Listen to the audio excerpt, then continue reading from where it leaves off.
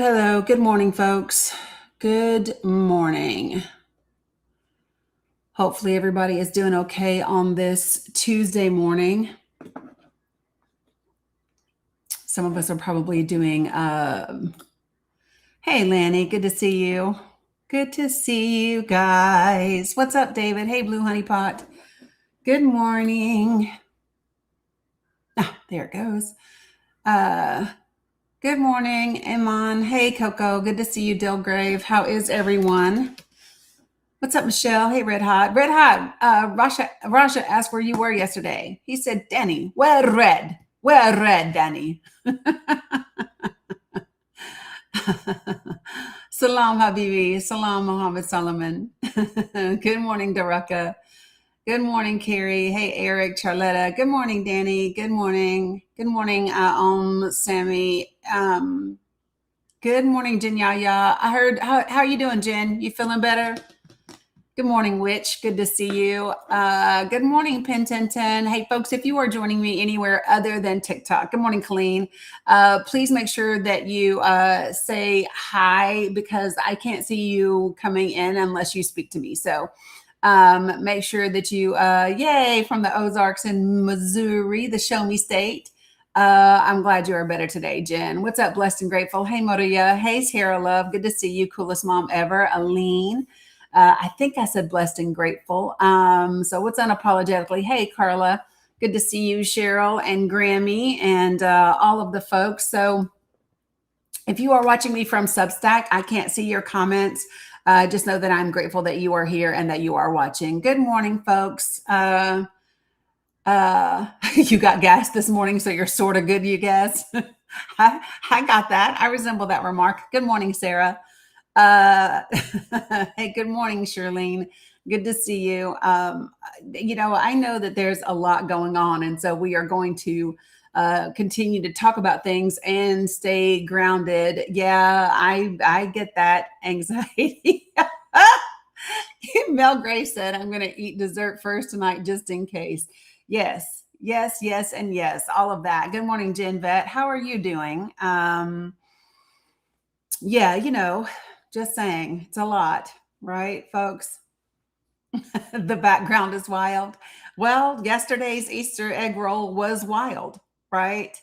Yesterday's Easter egg roll was definitely wild. And it was my inspiration for today's background. So, um, yeah, just kind of is what it is. Yeah, Amy, 100%. I get that. I get that. So let me share this with you guys, okay? Couple of things. What's up, Invisible String? Um, just a couple of things, right? Is okay. Yeah, y'all got a lot. Y'all got a lot up in here today. Okay, so listen. So here's the first thing that we're gonna do today is we're gonna take a deep breath in through your nose. You're gonna hold it for 4 seconds and then out through your mouth. You're gonna literally breathe in through your nose for 4. You ready? 1, 2, 3, 4. Hold it for 4 seconds. Out through your mouth for 7 seconds. Come on, you guys. Yes, absolutely, Amy. Good morning, Letty. I really need y'all to breathe in through your nose for 4 seconds, hold it for 4 seconds, exhale for 7. I promise you will feel better. Good morning, T Dubs. What's up, Tech Lady? Yeah, folks, I can. So one thing that I would offer you all is you have to find the way that you stay grounded and the way that you stay centered in the midst of all of these things. Yeah, you are welcome. Maria said, I forget to do that. Yes, we all do. I think many of us are walking around with our tongue on the roof of our mouth and and our jaws locked and holding our breath, right? Anticipating whatever might be coming next. And so it is really important for us to remember to take those deep breaths, breathe in through your nose and all the way. And listen, so let me just tell you, when you breathe in through your nose, that belly should not be going in. Your belly should be pushing out. Like if you're pregnant, that's how you know you're breathing really deeply and the way that you need to be, right? So just make sure that you are doing those things, folks. If you are new to me, go ahead and do me a favor and put a 1 in the chat. If you are new to me, put a 1 in the chat.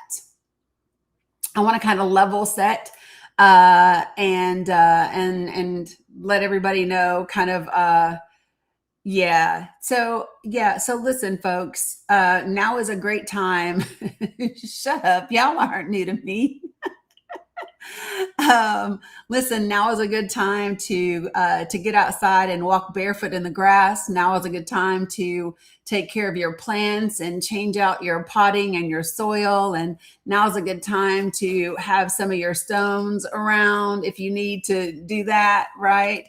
Whatever it is that you need to do, hug a tree, exactly. Listen to music, take some deep breaths, go outside and just make sure. So what's the thing? Okay. So hold on. Let me give this to you guys now. That's what I want. Okay. So listen, there's an exercise and I need to remind you guys of it. Okay. Are you ready?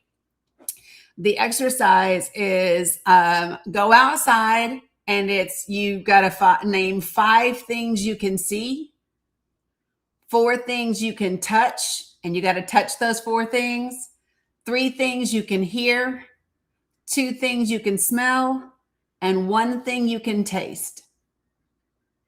Okay, 5 things you can see, 4 things you can touch, 3 things you can hear, 2 things you can smell, 1 thing you can taste. Mindfulness is a great way to help you manage all of the things that are going on. Okay, so just take a minute and level set, and then we are going to dig into all of these things. Okay, so for all of you all that may be new to me, the way that I run this space is I ask that everyone be respectful. I ask that people do not use slurs of any kind. I don't care what quote unquote side of the aisle you're from. I ask that you do not spam my comments. In other words, if you want to say something, right, you can say it once, but don't say it 4, 5, and 6 times repeatedly because it's not helpful and it just clogs up the chat. It's bad for the algorithm too. And then the last thing is don't type in all caps. And that might seem like really minor, but it's not. All caps are reserved for my folks that are vision impaired and my moderators. And because I do have some folks that I specifically know have some visual disabilities. So just be respectful of those folks and do not type in all caps. Okay. So, all right. So let's go ahead and dive in. Right. Florida Dave, just be a decent human being. 100%. That's it. Okay. So I want to go ahead and I am going to open the panel in 3 minutes, okay, so that I can have some conversations with people. So if you have some comments and something that you would like to share and discuss, you can do that. Good morning, everybody. Miguel, I see some of you guys running in here, so I appreciate you being here, even if I didn't greet you individually, okay? It is a day. It is a day. That is for sure. Okay, so before I get into the Truth Social post by the President of the United States this morning, it's only 7 a.m. Yeah. Okay, Tiffany, I got you. I'm going there too next. Okay, so before I get into the post, the Truth Social post from the President of the United States this morning, what I want to, everyone in Virginia needs to be voting yes, 100%. But before we get into that, I do want to have a conversation about yesterday's post-Easter Easter egg roll.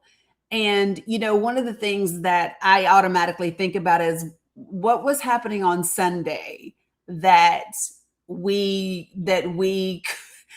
couldn't do an Easter egg roll on Sunday. Because that the kids were expecting it on Sunday, right? You do know that. You know that this was something that was supposed to happen on Sunday. And then I would imagine after that 8 a.m. ridiculous Truth Social post, they did it yesterday, LaRonica. Yeah. So, oh my goodness. Okay. So, um, yeah, the White House Easter egg roll. Hold on a second. Oh my gosh. Why can't I get what I want? Let me see. I just want to make sure. I don't want that. Oh, I do want to see that. Oh, I do want to see that. Um, okay, so listen, let me just say this. Last year they did it on Monday as well. Last year they did it on Monday as well. So maybe this is a thing. Maybe this is a thing. I don't know. I don't know. But I do want to see this really quickly because this will let me know what the original plan is.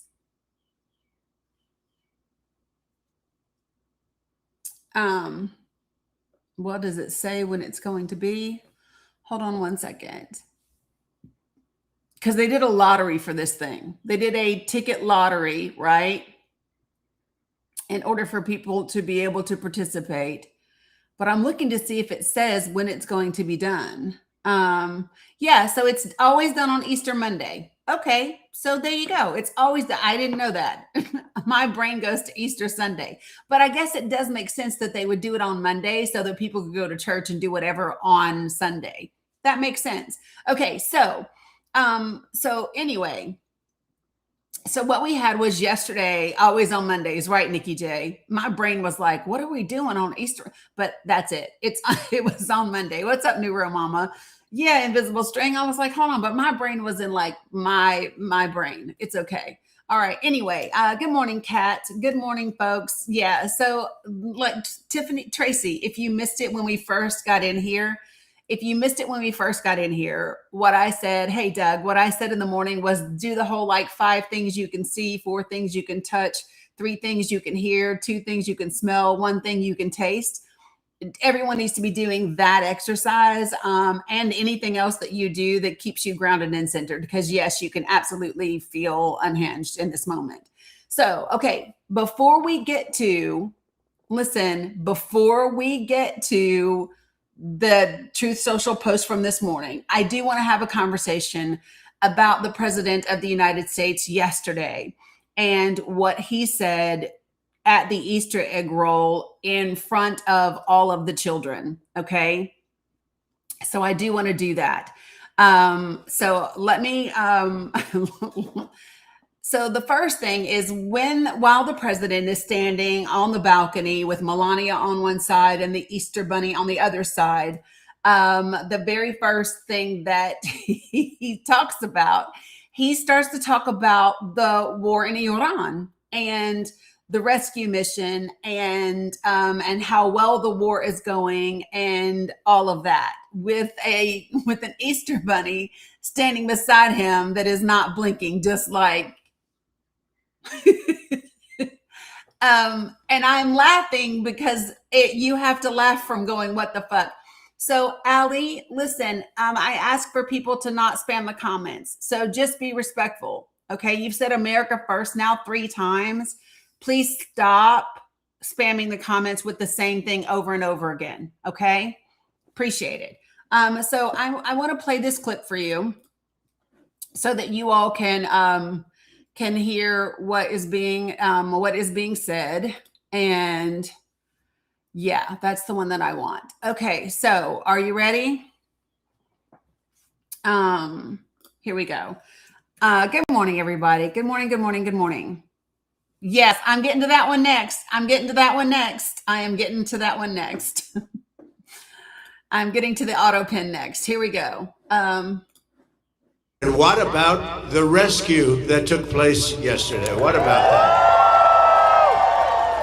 Okay, wait. I want you all to see it too. Hold on. I've got it playing over here so they could see it, but I want you all to see it too. I do. I want you all to see it.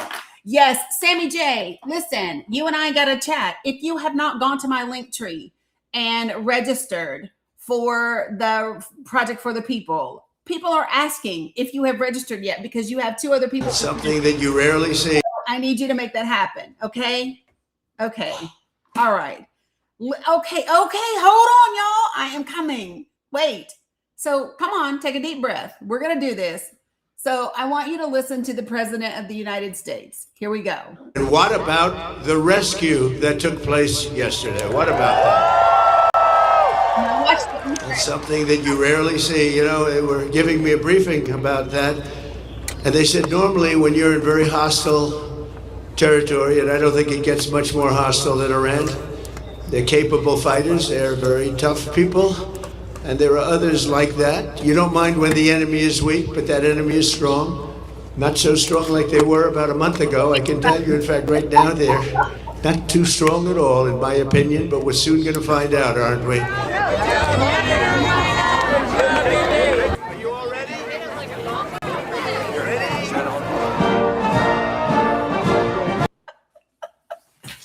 So this is the President of the United States talking to a lawn full of children, yes, that are there for the annual Easter egg roll. Right. And I think the bunny was like all of us, like not blinking, like, what the fuck are we doing? Right.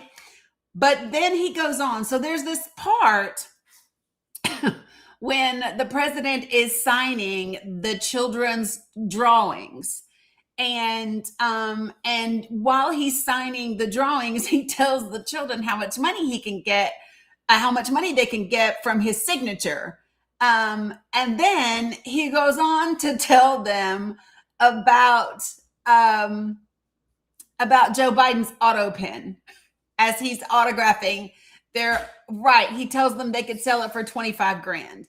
And so here we go. All right. You want some help opening your yogurt? Here, let me. Mom made it one day.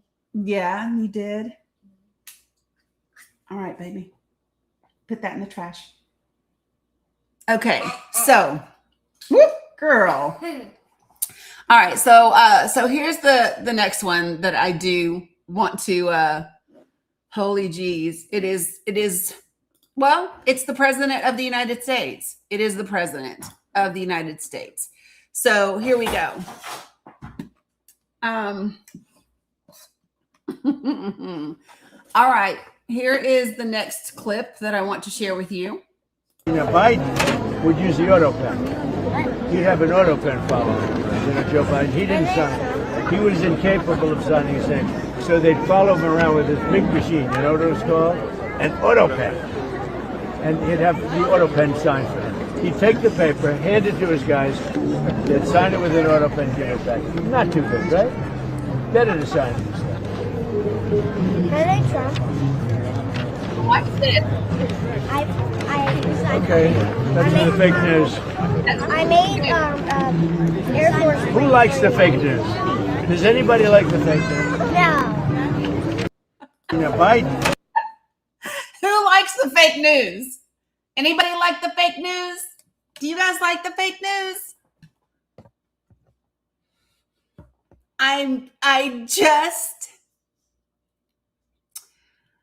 And so while we talk about it from the perspective of, has he lost his mind, right? Good morning, Georgia. Good morning, Sandra. Good morning, you guys. Hey, Kat. So the thing that is wild to me is I think it's really important that people understand that the entire world is watching us. The entire world is watching the behavior and the language and the actions of the President of the United States. That is incredibly important when we are in the midst of a war. It's incredibly important when we are in the midst of bombings and missiles and all of those types of things. And so I think that that's incredibly important. So Sonia, let's talk about that because you said no more than Biden. So I'm going to go ahead and bring up some people and let's talk about this. Let's talk about it. When I first bring you up, do me a favor and put yourself on mute until I can get to you, please. Okay? Do me a favor and put yourself on mute until I can get to you. Top General, I don't know where you went. I said yes, and then you disappeared. Good morning, Taylor. So, Top General, if you want to request back up, I'll see if I can't get it to accept you. I don't know where you went. I don't know where you went. So, if you want to come back up, please do. So do you want to know one of the reasons why I always ask in the beginning before I open my panel? I'll say how many of you all are new to me. And then I go over the 4 guidelines. I go over those 4 guidelines specifically because if there are people in the request box that I don't know, that I'm not familiar with, I want them to hear the guidelines. I want them to hear that I want people to be respectful and to not use slurs and all of those things before I bring them up, so that they understand the type of environment that they are in and the way that I run my room. And what I find is that when I do that, sometimes by the time I open my panel, those folks are gone. I'm not saying that that's what happened with Top General. I'm just saying that that has happened in the past. So let's go ahead and we'll get to the first person. So good morning, Gerardo. How are you this morning? Good morning, Ruby. Good morning, Mom. Gerardo, you're on mute.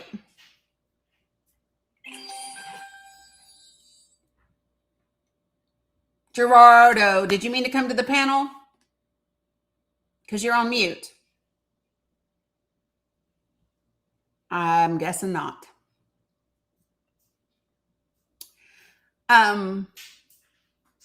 Okay. All right. So, well, Mom, you already missed the first 2 clips. The first clip that I played is when the President of the United States is standing beside an Easter bunny and he begins to tell the children about the war in Iran and how well it's going and how, the rescue went well.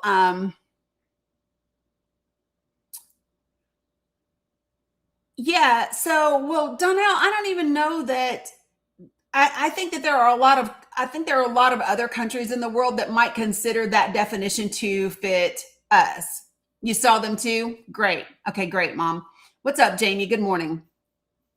So the next thing that I do want to talk about is his post this morning. Okay. And y'all know me, I am looking directly at Truth Social. So I don't have to go off what anybody else says. I am reading exactly what the President of the United States had to say this morning. And this is him verbatim, and I quote, "A whole civilization will die tonight, never to be brought back again. I don't want that to happen, but it probably will. However, now that we have complete and total regime change, where different, smarter, and less radicalized minds prevail, maybe something revolutionarily wonderful can happen." And then in all caps, who knows? We will find out tonight, one of the most important moments in the long and complex history of the world. 47 years of extortion, corruption, and death will finally end. God bless the great people of Iran. So just to be clear, every ounce of this is a war crime. Every ounce of this is if this is this is from the President of the United States this morning. And for the people that do not really understand this, and you're like, oh, well, fuck the Geneva Convention, you need to understand this. 1996, we have the War Crimes Act in the United States of America. So it's not just about violating the Geneva Convention. It's about violating our own laws. It's about violating our own laws. And just to be clear, not only is it a war crime, it's genocide. Congress is on break. The Speaker of the House is not inclined to bring Congress back. They are not calling for those people to come back off their break. So just so everyone understands, Congress, yes, I can explain double taps. I sure can. So, give me 1 second. Okay, so for people that are asking, is there something already happening? The answer is yes. Pakistan is saying that that they are still working to do some talks between the United States of America and Iran, right? I'm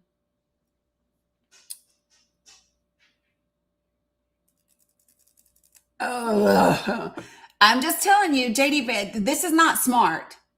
This is not smart. So JD Vance says that the United States of America has struck Iran's Karg Island.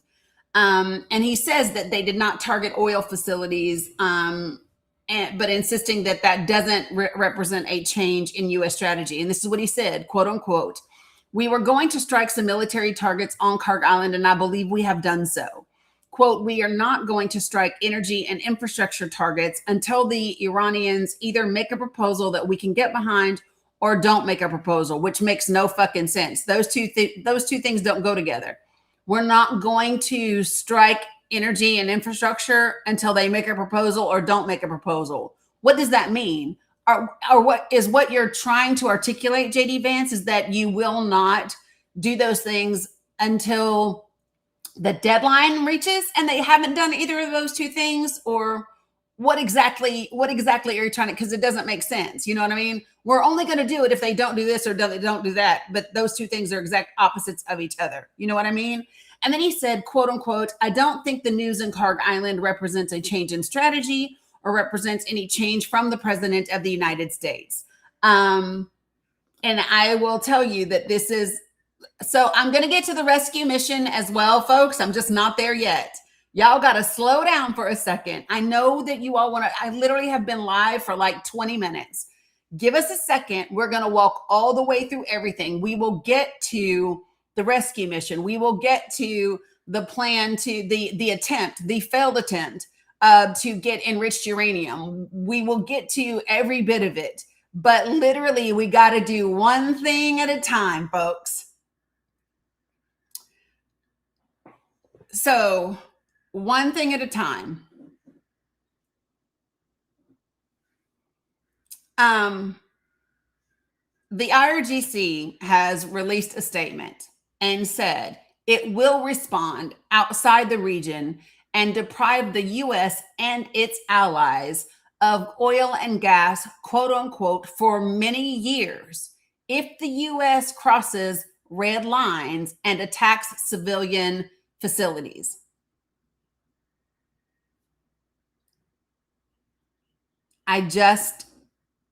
This is the thing that people need to understand. So they put out another Lego video this morning, specifically about him talking about blowing them back to the Stone Ages. If you haven't seen it, they've already released that one, and I expect another one to come shortly today. I expect there to be another Lego about this.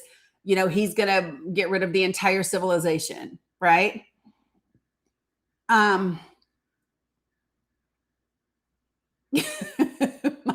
It's okay, Tracy. Tracy said she was clicking refresh since 9 a.m. this morning to see if I was live.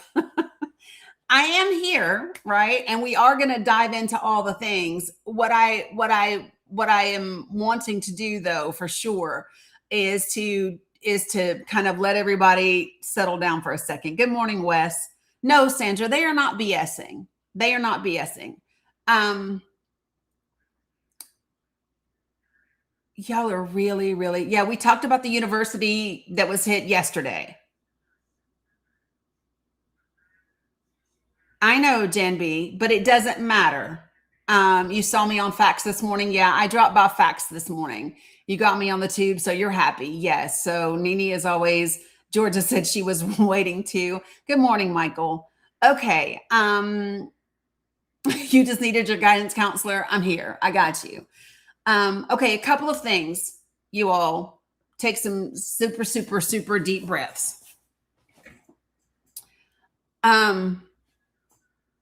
big deep breaths for a second, because y'all are just like TikTok, y'all are overstimulating. Probably because you're overstimulated. Good morning, Jay Nice. All right. So let's talk for a second about, because we've mentioned this before. Now, can I say something about, so I don't believe, let me give you, I want to make a distinction. Can I make a distinction? I want to make a distinction between his post on Truth Social about attacking Iran and killing an entire civilization.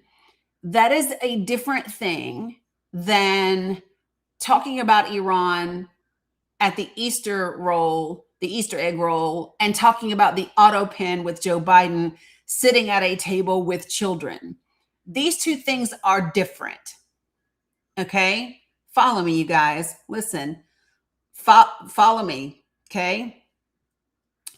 The posts about attacking Iran, the posts about taking them back to the Stone Ages and getting rid of an entire civilization, that is who he's always been.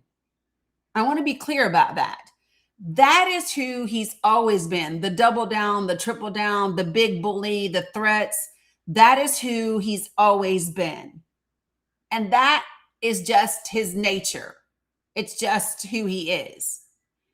The conversations around children, around the auto pen, I think represent something a little different. Right? To me, those two things don't come from the same place. Okay? So when I start to look at those things, I look at one as being who he's been, and the big bully, and the double talker, and the threats, and all of that, and the doubling down, right? That is it. And that's what he sounds like when he is scared and trying to save face. Much of his talk right now is trying to save face. Talking to the children about the auto pen and fake news and selling his signature for $25,000, that's a little different. For me, I just go, maybe something's loose up there. Maybe Alex Jones was right. Maybe, okay, just to be quick, how many of you all were not in here a couple of days ago when I played the video from Alex Jones talking about the President of the United States? If you were not here, put a 2 in the comments.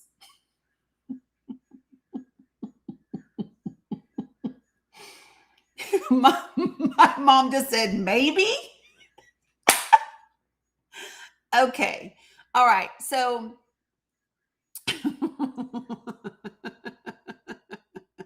okay. So I will absolutely play the video for you all so that everyone can see it. I will absolutely do that. Okay. And when I do this, it's really important that that people know. So this is from just several nights ago. Okay, Coco, you can forget that. It's already happening. It's already happening. So this is a couple of nights ago, and Alex Jones is talking about Donald Trump. And I said several months ago that I think that the Republican Party will abandon him. And I said it even before the dumb shit he has said at Easter and the day before, and when everybody is like, oh my God, everybody should call for the 25th. I've been saying this. And I figured it would be this year. So let me show you. So this is Alex Jones, and he is going to be sharing with you his opinion of the President of the United States currently, and how he's doing. Okay, so let me share it with you.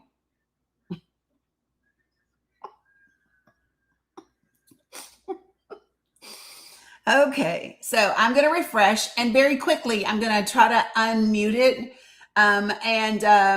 The first thing that he's talking about is Trump's ankles. Okay, so here we go.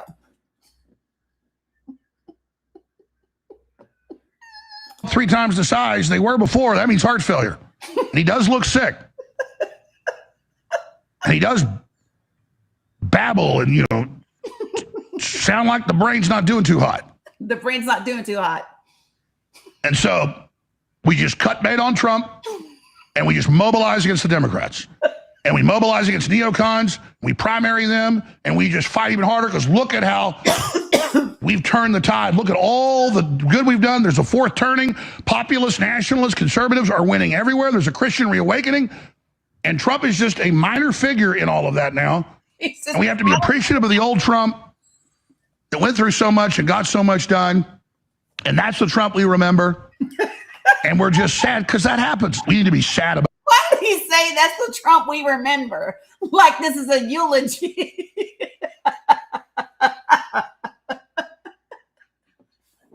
And it's the slow pan to the cankles for me. About Trump. This is not funny.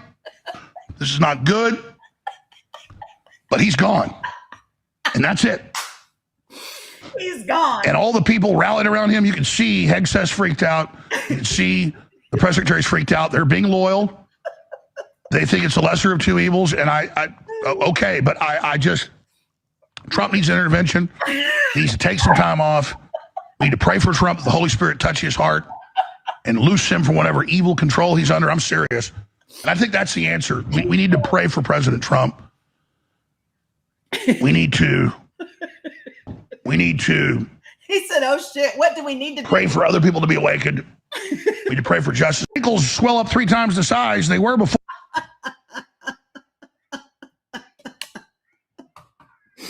Oh my God. Oh, I am telling y'all every time.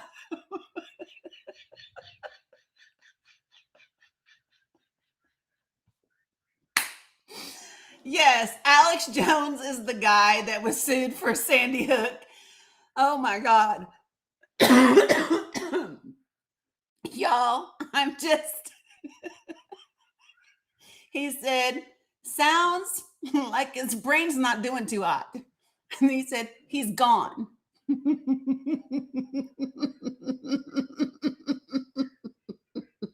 He is gone, folks. He's gone. And it's not sad. These things happen. Yep, we just cut bait and move on. Holy jeez. Oh, yeah, he said we need the Holy Spirit to come and loose him.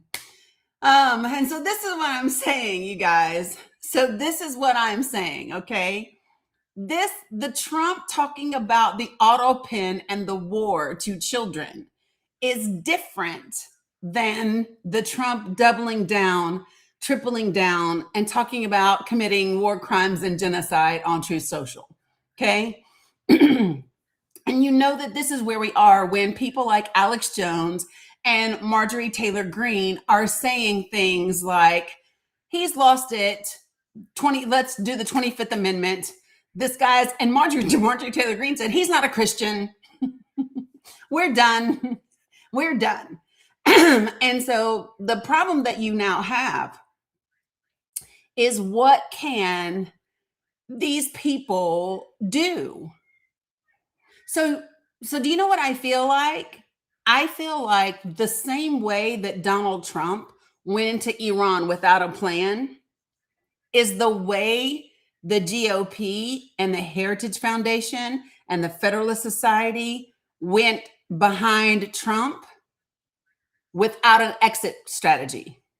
Hey, Wawa, I don't know if they have an exit strategy. And if they do have an exit strategy, I don't know that it works under these conditions. I don't know that they saw him. I don't know that they saw this being the situation in which they would have to think about how to get out of Trump world. How do you get out of MAGA? I don't know that they have thought about that. I don't know if they have a clear way to make that happen. I mean, if everything was fine, right, and he could ride it out until next January, that's fine. But I don't think he can make it till January. I don't think that he can make it till January. Not physically, not mentally, and definitely not as the leader of the MAGA party. Right? They have very little hope. So let me just tell y'all something. Do you know what I figured out today? So someone tell me how many GOP Senate seats are available, are up for grabs in the midterms. Someone tell me. How many GOP Senate seats are up?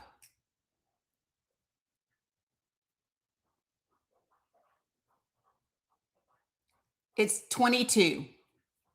That's the number. 22. That's how many are up and available for this year. It's 22 Senate seats. Just the Senate that are available from the GOP.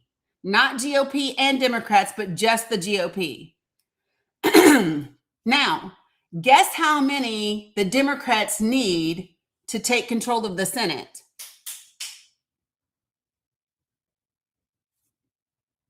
20. 20. Guys, we need all 20. We need 20. This is the Senate I'm talking about, not the House. Y'all are thinking about the House. I am talking about the Senate. I am talking about the Senate. Now, how many plus 22 plus 24 districts have we been seeing Democrats flip?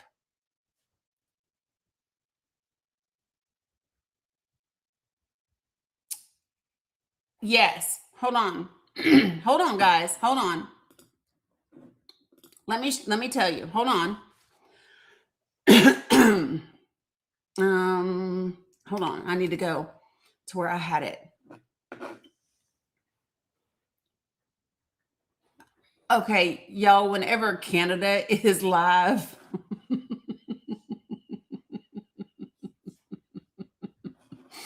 okay, hold on one second. There we go. That's what I want. I want this. Give me 1 second, folks.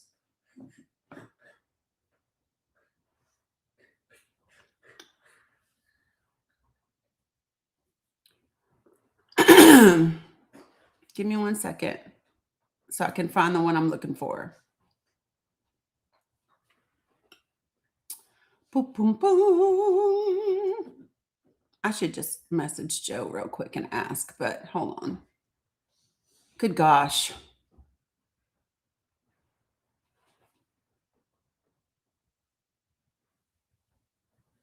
And then I have to go back. I have to go back to the rescue mission as well, but I wanted to see if I could find this real quick. Oh my God. Why can't I find wherever I put it? Because I was looking at too many things this morning. That's why.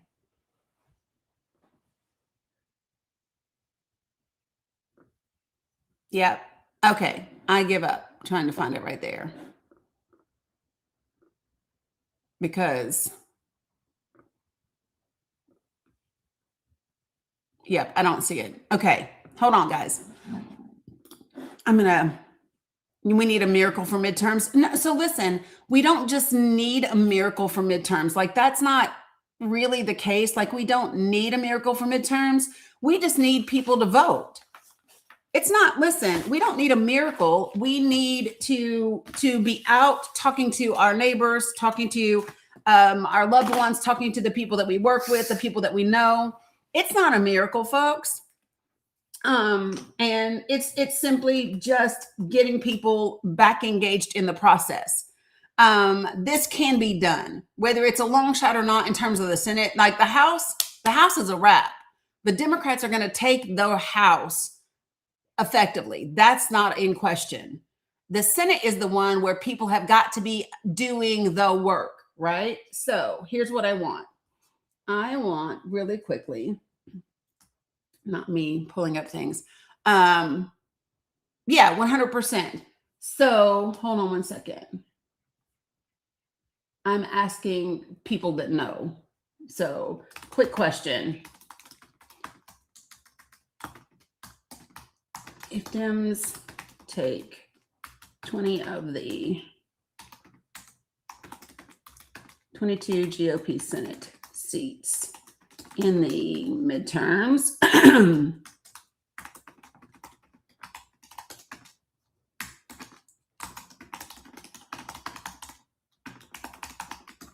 I believe the answer to the question that I'm asking is yes, but I want to get the answer for sure. Oh yeah, Jay, like that's the most important thing. So Tiffany, okay, so we got to address Tiffany. So Tiffany says, yes, Brad Short, my files do have files. That is true. So Tiffany says, Danny, the miracle is getting those lazy people who did not vote in 2024 to get out there and vote. So the first part of this that's really important is to not call them lazy people, because they're not lazy. Sure, maybe some of them are, but the vast majority of people aren't lazy. The vast majority of Americans are living paycheck to paycheck, making barely enough to get by.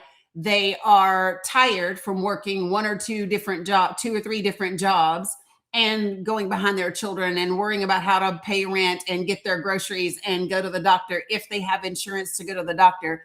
They are overwhelmed by the amount of information that is out there politically. They do not have the bandwidth or the time, and maybe even the desire to try to figure out who's telling the fucking truth and who's not, right? They're not lazy. They're just like, this is too fucking much. I need to check out for my own sanity. Like, I just can't even.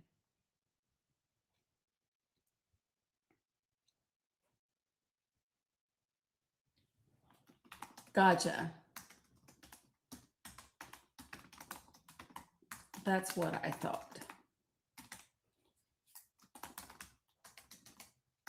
Thanks for the quick response, by the way.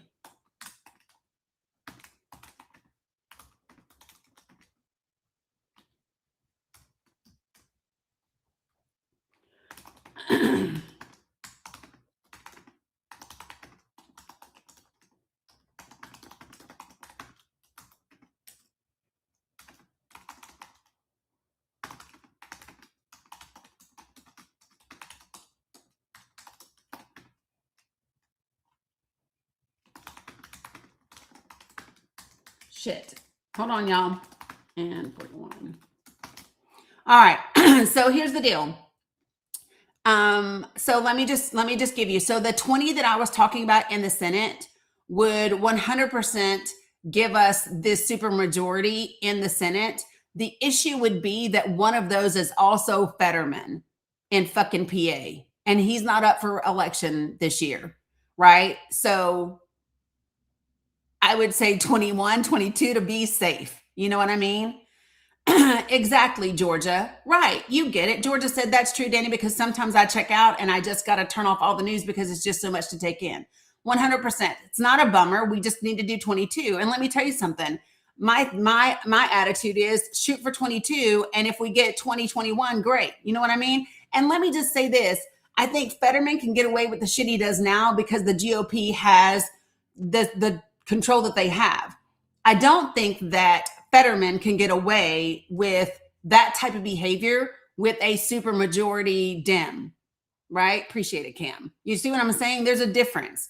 It's a different world he's living in when the American people show up in the way that they are doing currently. You know what I mean? And so that's a big deal. Heading back to DC, damn. We need to catch up. So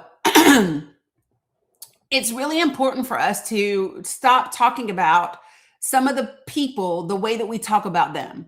And that even includes MAGA. I had this thought today when I was thinking about like where we are. And good morning, Lori. And the people that still, I don't think that there's that many people that still, oh, I love it. Hey, facts people, welcome. Good morning. Glad to see you guys in here. Good morning, Audra. So Facts Still Matter is another TikTok show. And I was on with him just briefly this morning for a few minutes. And so his live has ended because he's got a thing. And so they're coming over to do a little facts raid. Oh, I love that, Lori. Thank you. Yeah, we're going to talk about all of that, right? We're going to talk about all of that as well. Yeah, so SR protest, Steve. So my thing is this, right? Thank you, Susie. I appreciate that. What we have to do, and I think that this is really a balancing act. Okay, this is a balancing act. What we need to be doing right now. So I need for you all. Yeah, I know he's headed to a roundtable discussion. I know. So the thing that I want to share with you all is we have got to. So there's a balance. Okay, so how do I want to say this? Steve-O, perfect. Good morning, Cindy. Good to see you, right? So when we think about the vast majority of people that supported Donald Trump in 2024, I believe that those numbers have been reduced significantly. And I know that they will continue to be reduced between now and midterms. Why is that? Because no matter what happens today and forward, you all, no matter what happens today and forward, people are still going to be experiencing and suffering through the repercussions of the actions through the first quarter of this year. There's no undoing what's been done the first quarter of this year, right? That's just a fact. And so when we look at that, that means that the GOP is going to have a hard ass road getting to the midterms this year. So what can they actually say? Can we talk about this before we dive back into the president of the United States? What can the GOP say? What can they give to voters as a justification to support them this year in the midterms? What can they say that has been good for the American people? Because they can't say anything about groceries. That shit ain't happening. They can't say anything about gas because we know that's not happening and it's going to be worse, right? What can they say? Even if they say immigration, well, if they bring up immigration, they got to talk about killing Americans, right? There's nothing. So that means they are going to focus. What are the two things that they fall back on when they have nothing else? What do they fall back on when they have nothing else, you all? Religion and racism. You got it. That's it. Religion and racism. You got it. That is their deal. Right? And they're still attacking trans people. But so I think that the trans part comes under the umbrella of religion, and it intersects with the I use racism because that's their foundation. And then they've just expanded it to include all the other phobias and all the other attacks on minorities, right? So that's what I would say.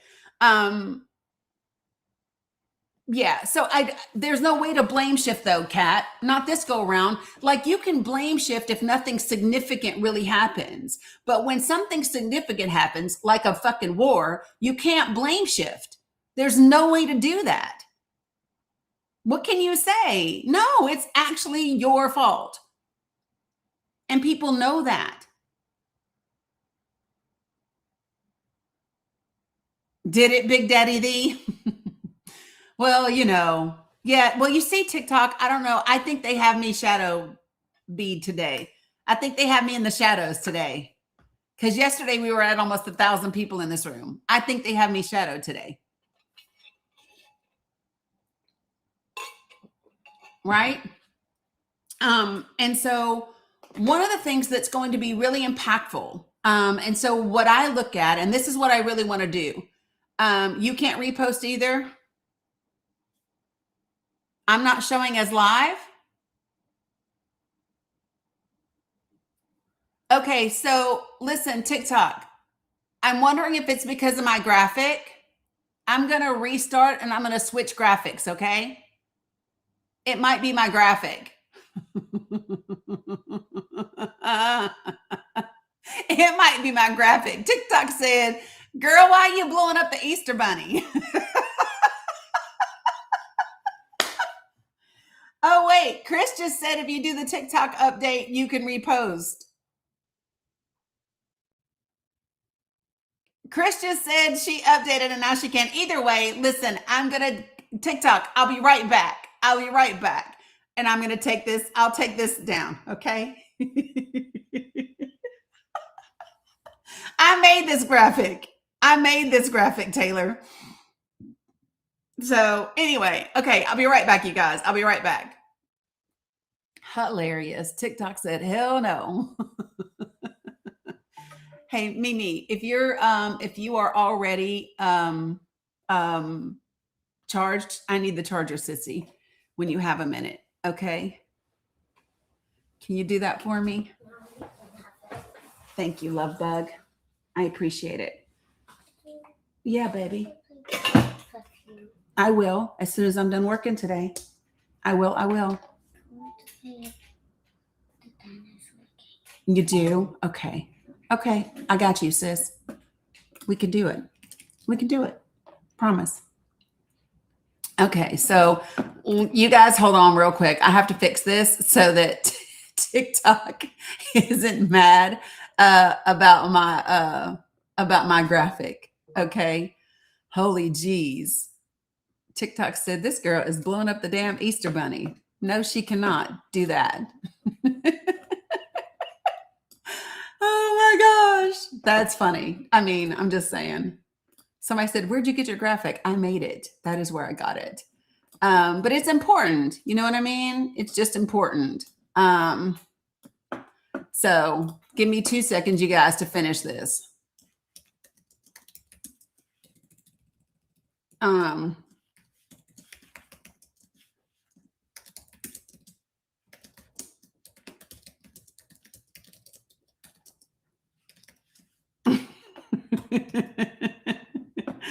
Oh my word. Thank you all for being patient while I have to fix this on the TikTok side of the world.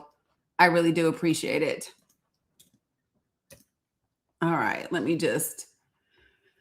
I'll finish this.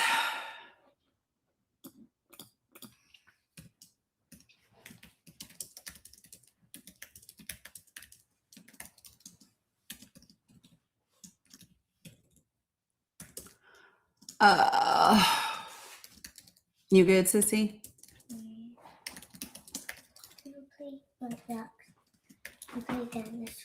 I will play the dinosaur game with you. I absolutely will. All right, folks, I am back. Welcome to everyone. I am fixing another graphic real quick because, you know, TikTok and things. It's okay, though. It's okay. We're going to be all right. Right? It's going to be okay. Good. I am so glad you guys are back. I appreciate you very, very, very much. Let's get this thing going. Y'all are going to like this graphic, though. I really feel like those of you guys on TikTok, you're going to like the new one, too. Don't worry. We're still going to be on the bunny, right? We're just going to switch things up a little bit, a tiny bit. And I think that, so listen, I feel like I owe Alex Jones. You can repost now. Love that for you. I feel like I owe Alex Jones some recognition because he has been a source of, no, it's still over there on the tube. It's still there on the tube. You just added a story. Appreciate you guys. Look at that. We are off and running. Appreciate it. So I feel like Alex Jones has given us a lot of joy recently, right? And so I think in honor of that, we should, we should give him a little credit, right? We are back. Good morning, folks. So for those of you guys that are just joining, I had to reboot and restart because I had a graphic. I think I had a graphic up that TikTok didn't like, right? So thank you guys for joining, liking, sharing, reposting, all the things. And thank you, Steve-O. And we'll get this party started. All right. That's what we shall do. So TikTok, it's going to look like I'm blinking for a second, but I'm going to be right back. I'm just airdropping over the graphic, the new one. And then we'll go from there. All right. I am back. So here we go. Let's add the new graphic and boop. Oh, all right, folks, here we go. Let's get down to business. Y'all ready? Thank you, YouTube, Substack, and Facebook for being patient while I took care of the TikTok. Hey, good morning, Donna Ski. All right, Jamie, sounds good. Good morning, Jody. Coffee refill time. I love that for you. You're sharing me on X, Blue Sky, and Threads. I love that, Audra. You know what? I rejoined X and my original name was gone because I had deleted it a couple of years ago. And I don't even post on there as much. I wanted to build that platform, but I just don't have the bandwidth at the moment. So I don't know. It's just sitting there, except for the occasional times that I think about it, to be honest. I know. Yeah. So, okay. So, did somebody said something about this as well? Are you talking about Kat? Are you talking about Trump or are you talking about Alex Jones? Good morning, Marilyn. So when you all were talking about the video in the car, are you talking about the president or are you talking about, oh, thanks. I appreciate that, Lan. Are you talking about Donald Trump, the president, or are you talking about Alex Jones in the car? Which one is that? Because I'm not sure that, because I haven't seen either, but I'll absolutely pull it up. Right, Chris, I'm down with that. Do you know what I would love right now, Chris? What I would love right now, and I don't have it. I would love a butter pecan latte with oat milk and light whip from Dunkin' right now. That's what I would love. Alex, I didn't see it, but I will look it up. That I would love. A hot butter pecan latte with oat milk and light whip. That would be the jam right about now. But, I don't have it. I don't have it. You have a chai latte with extra chai? Yeah. I might want an extra shot of espresso at this moment, but, just saying. No, so I didn't see it, but okay. Let me just check real quick, guys. Let me just check. So I don't normally listen to or, oh, you have a cardamom chai. Good morning, Masani. Butter pecan, where it's from Dunkin', Sandy. Butter pecan latte from Dunkin'. It's like the best. This thing is okay. So apparently, okay. So this is his one from yesterday. This has made the news in the UK. Holy crap. So let's see what Alex had to say yesterday about the president of the United States. Let's just take a whirl and take a listen. How you guys feel about that? And then we will continue to talk about the shenanigans that happened yesterday. I don't think anybody has forgotten about the files. I think we all understand that we are 109 days past the legal deadline for the largest department, the largest law enforcement agency in the country, right? The DOJ, to turn over the rest of the files. And we now have the head of that department, Todd Blanche, saying, oh, get over it. We're not going to do it, whatever, right? And so what I would say to Todd Blanche is, you're already under investigation. They're going to come for you. So we'll just wait you out. like that's going to be the deal. Like, it is going to happen, right? Accountability is going to come 100%. So no matter what they think, accountability is going to come. So what I'm going to do really quickly for you guys, thank you, Chris, for boosting. Time is on my side. Yes, it is. Whoever said that in the chat, you're responsible for that little outburst. You are responsible for that little outburst. Good morning, Butter's House. Good morning. All right, so here we go. Another Alex Jones video telling us about, telling us how he feels about the President of the United States of America. You ready? I don't know that I am, but here we go. Humanity coming together, one of loving God, one of thanking God for sending his only begotten Son, Jesus Christ, to redeem us and pay for our sins, and that Jesus is King and that Jesus is risen. And I saw Trump's Easter message to Iran about, open the strait, you crazy bastards, or I'm blowing up your bridges and power plants today, which they did. And then just using that, F word, and then talking about Allah, praise Allah, Allah's great or whatever. Number one, just from a psychological perspective, when Trump killed the mullah, which Israel told him to do, they said that would make him give up. That's the opposite of making him give up. And blowing up their bridges and power plants, it just hurts the citizens, it's unified them. So just from a military perspective, it's horrible win the hearts and minds. Our military did act like this in the past with their rhetoric. And it's super bad news. And this is not the old Trump. It's one thing if he says fuck on the campaign trail or whatever. I do that too. But on Easter with messages about Allah Akbar. Wait, so you can say fuck on the campaign trail, but not on Easter. I don't think so. That I guess that is from like Geopalations. So that's like the GOP revelations. That's Geopalations chapter 5, verse 12. You can say fuck on the campaign trail. But not on Easter morning.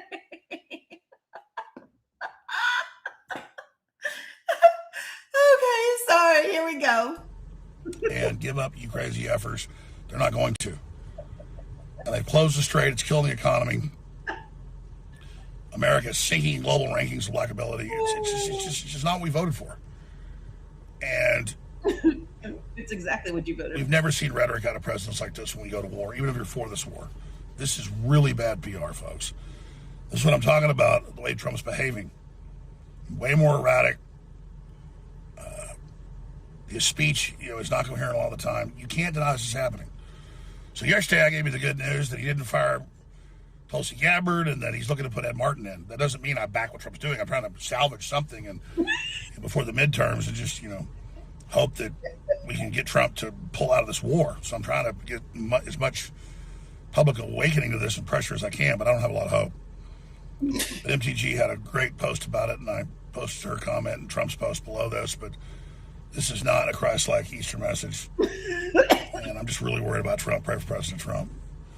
Because whether you voted for him, whether you didn't vote for him, whether you love him or hate him, the world's in a major crisis. And this is Alex. I keep seeing people comment and say, "Oh, show me your facts that increased oil prices and lack of fertilizer increases inflation." It's baked into all the equations. Why the Federal Reserve are raising interest rates, which Trump's been fighting, and he should be. Oh wait. So now inflation, everything is baked into it.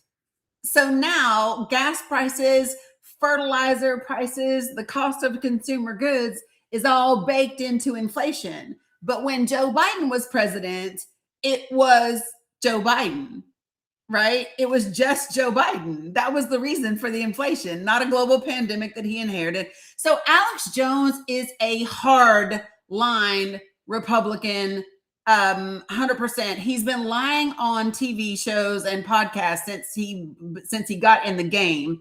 He was sued and found guilty for the things that he said. He literally said Sandy Hook was a host. That's what he used to tell all of his people, that Sandy Hook was a hoax, and the parents sued him. That's what happened. And they won. So yeah, for real. So they're going to raise him. We were on the edge of bankruptcy, folks. We needed his plan to succeed. That's why I backed him so much. This derails that whole thing. That's why he's behind the scenes wanting to end the war, wanting an off ramp, trying to act strong and tough up front for everybody. It's just not working. Sell his vitamins. So this is a clown show, folks, and I'm really worried. I'm really, really worried about this. And we've got the all never Trumpers, the Mark Levins that screw Trump, they hate Trump. They're now driving the train, and it's just a disaster. This is not what Trump ran on. It's not what we voted for, and it's really scary. So I call for world peace on Easter, just like Trump's been calling for with Russia. Next, he may want to go to full war with Russia the way he's changed. This is just not good. Regardless, Israel should not run our foreign policy than they are right now. It's very dangerous. Have a great Easter, and God bless you all. Christ. So just so you all, I need you all to understand it. This is where, okay, so do you remember back in December when we were talking about Turning Point USA, and we were talking about their big thing that they had in December, okay? And at Turning Point USA, you had all of those folks at each other's throats, right? You had Ben Shapiro going after Tucker Carlson, and Tucker Carlson going after, it was Steve Bannon, Tucker Carlson, Ben Shapiro. It was all of those people, and they're going at each other. There is a rift within MAGA and the GOP because of Israel. They do not want Israel first. They want America first, except the Zionists. That's the difference. So I need you all to understand the difference. Within the Democratic Party and within the Republican Party exists the Zionists. And so the Zionists within the Republican Party, they're all about this. They are ready for this 100%. Okay. But the GOP bigots that are America first are not for this. I just so everybody understands, because for the America first that are the bigots, right? Israel still means brown people, right? Wow, Steve-O, that doesn't surprise me. So this is really a thing. And so I don't know that their party has a plan for where we are. Appreciate it, Scotty. So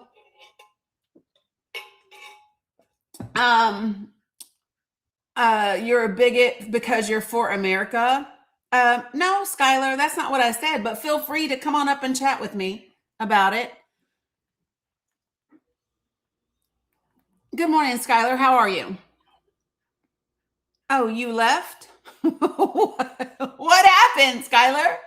I brought you up to talk to me about it, and then you left. I thought you wanted to chat.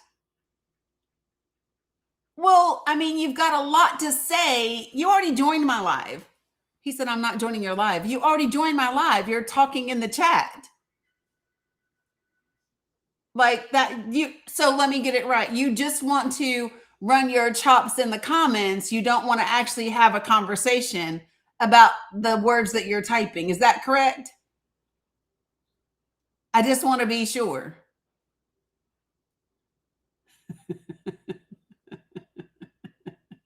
Yeah. So I don't know, when you're able to hold a conversation, Tyler, you can come on back. I'm neither. Pete Rodriguez, I'm neither a Republican or a Democrat. Why? Does that matter? I always find that to be an interesting question. Do you know what I think the media should not be allowed to do at all? I think the media should not be allowed to say the party of the congressperson that is doing something. So I think that they should just be able to say, Congressman so-and-so said whatever. Okay, so Pete, come talk to me about it and tell me why it matters. Because Republican and Democrat are not the only political parties in this country, nor are you required to be one of them in order to participate in democracy. So share with me why you believe it matters whether or not you're a Republican or a Democrat. And I literally invited you to the panel as well. Yeah, Nene, we'll see what they come up with.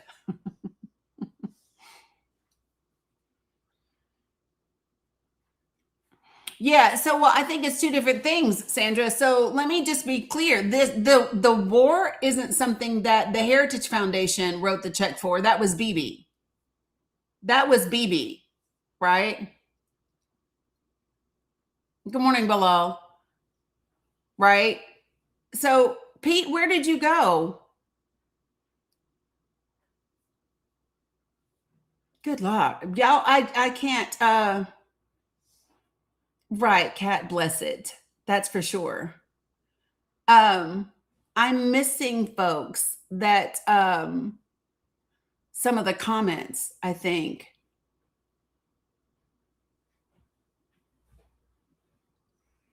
Okay, hold on. I'm trying to read the comments, y'all. Give me 1 second.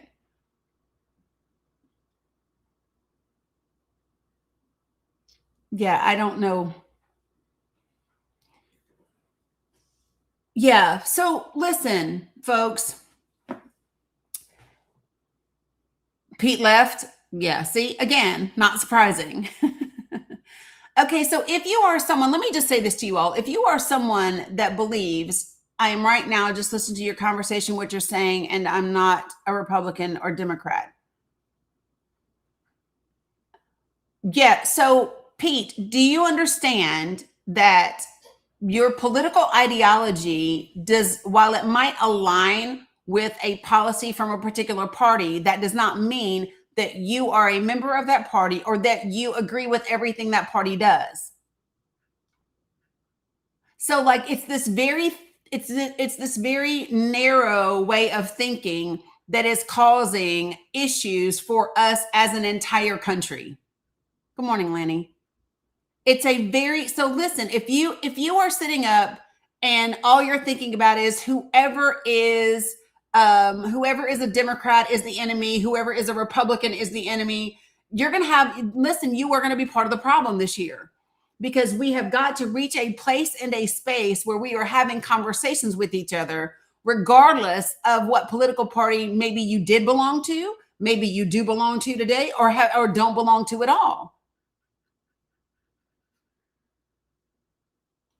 Right? So, what I would rather talk about than political parties is policy. I am someone that is interested in policy. And Pete, if you want to have a conversation about policy, then join the panel and we can absolutely do that.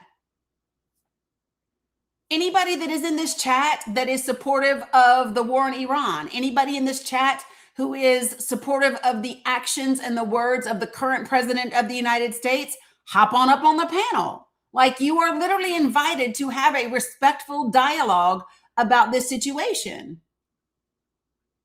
What I find is that most of you all do not want to actually have a respectful dialogue about the situation. Now, whether that's because you don't actually know what the situation is and you are just blindly loyal or not, I don't know. I can tell you that that's what it seems like. It appears like you don't actually know the facts about the situation, and all you want to do is have blind loyalty to someone that actually gives zero fucks about you. Because not near one of y'all is a billionaire or a centimillionaire, right? Right? Not one of y'all is a centimillionaire or a billionaire up in this chat. Which means the president doesn't give a damn about you any more than he does about me. And that's just the reality of where we are. And anybody that thinks that that's not the case, I'm willing to have a conversation about that. I am willing to have a conversation about any of those things. Good morning, Mr. Bigsworth. How are you?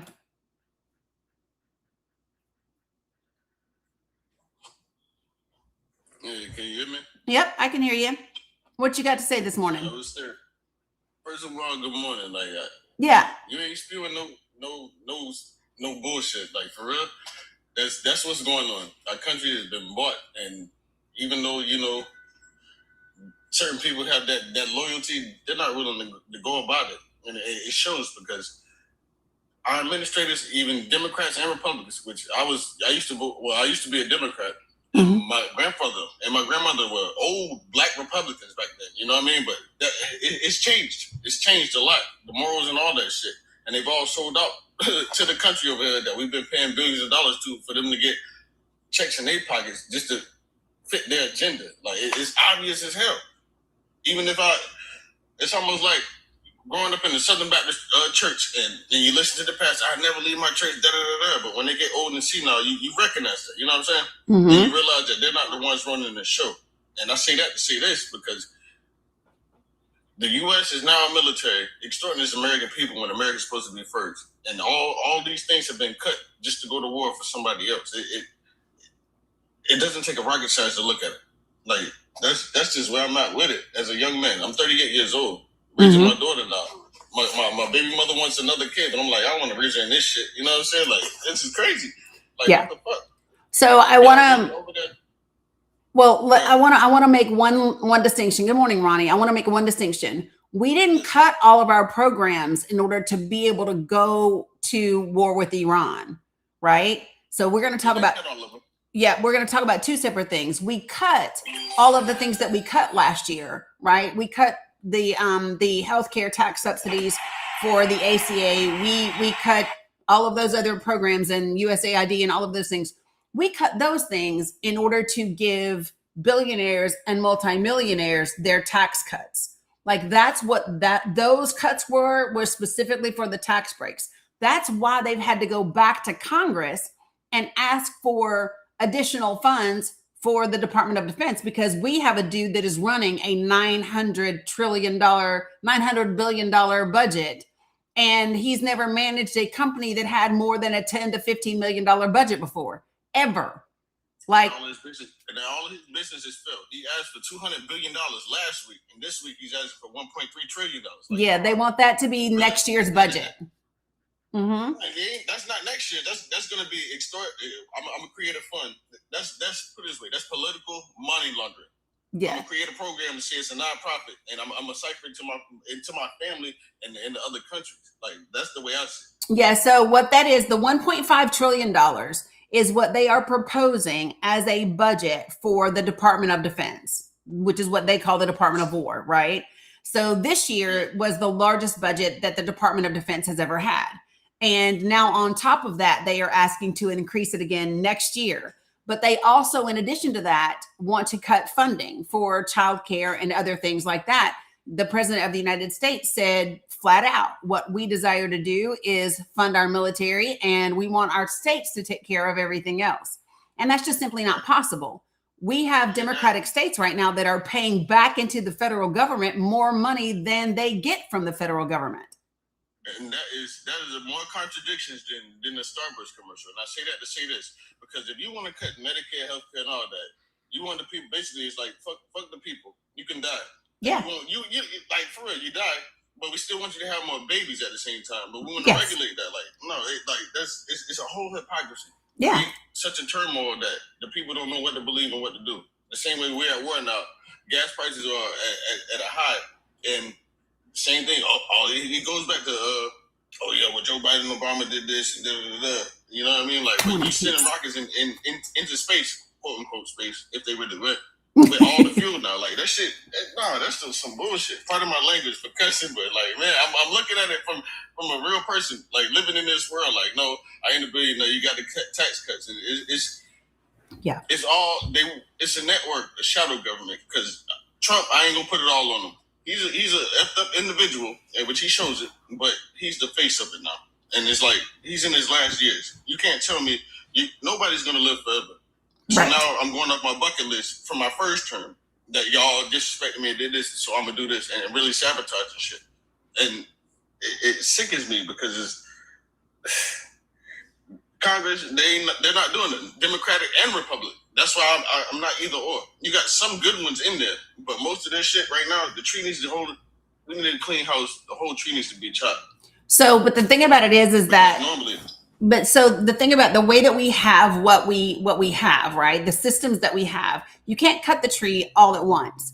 And And even when you think about, pruning a tree back and you get rid of certain parts at certain times, and all of this is related. So when we talk about what's happening in Congress, all right. So we have a Republican majority.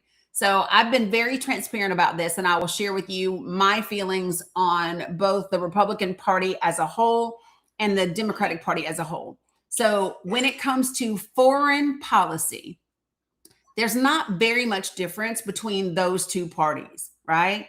Both of those parties have a significant number of them that are compromised by pro-Israel lobbies like AIPAC, J Street, NORPAC, and the like. Kufi, members of Kufi, all of those things, right? And that exists. Most foreign policies, are they not ruled by kings, queens, or dictators?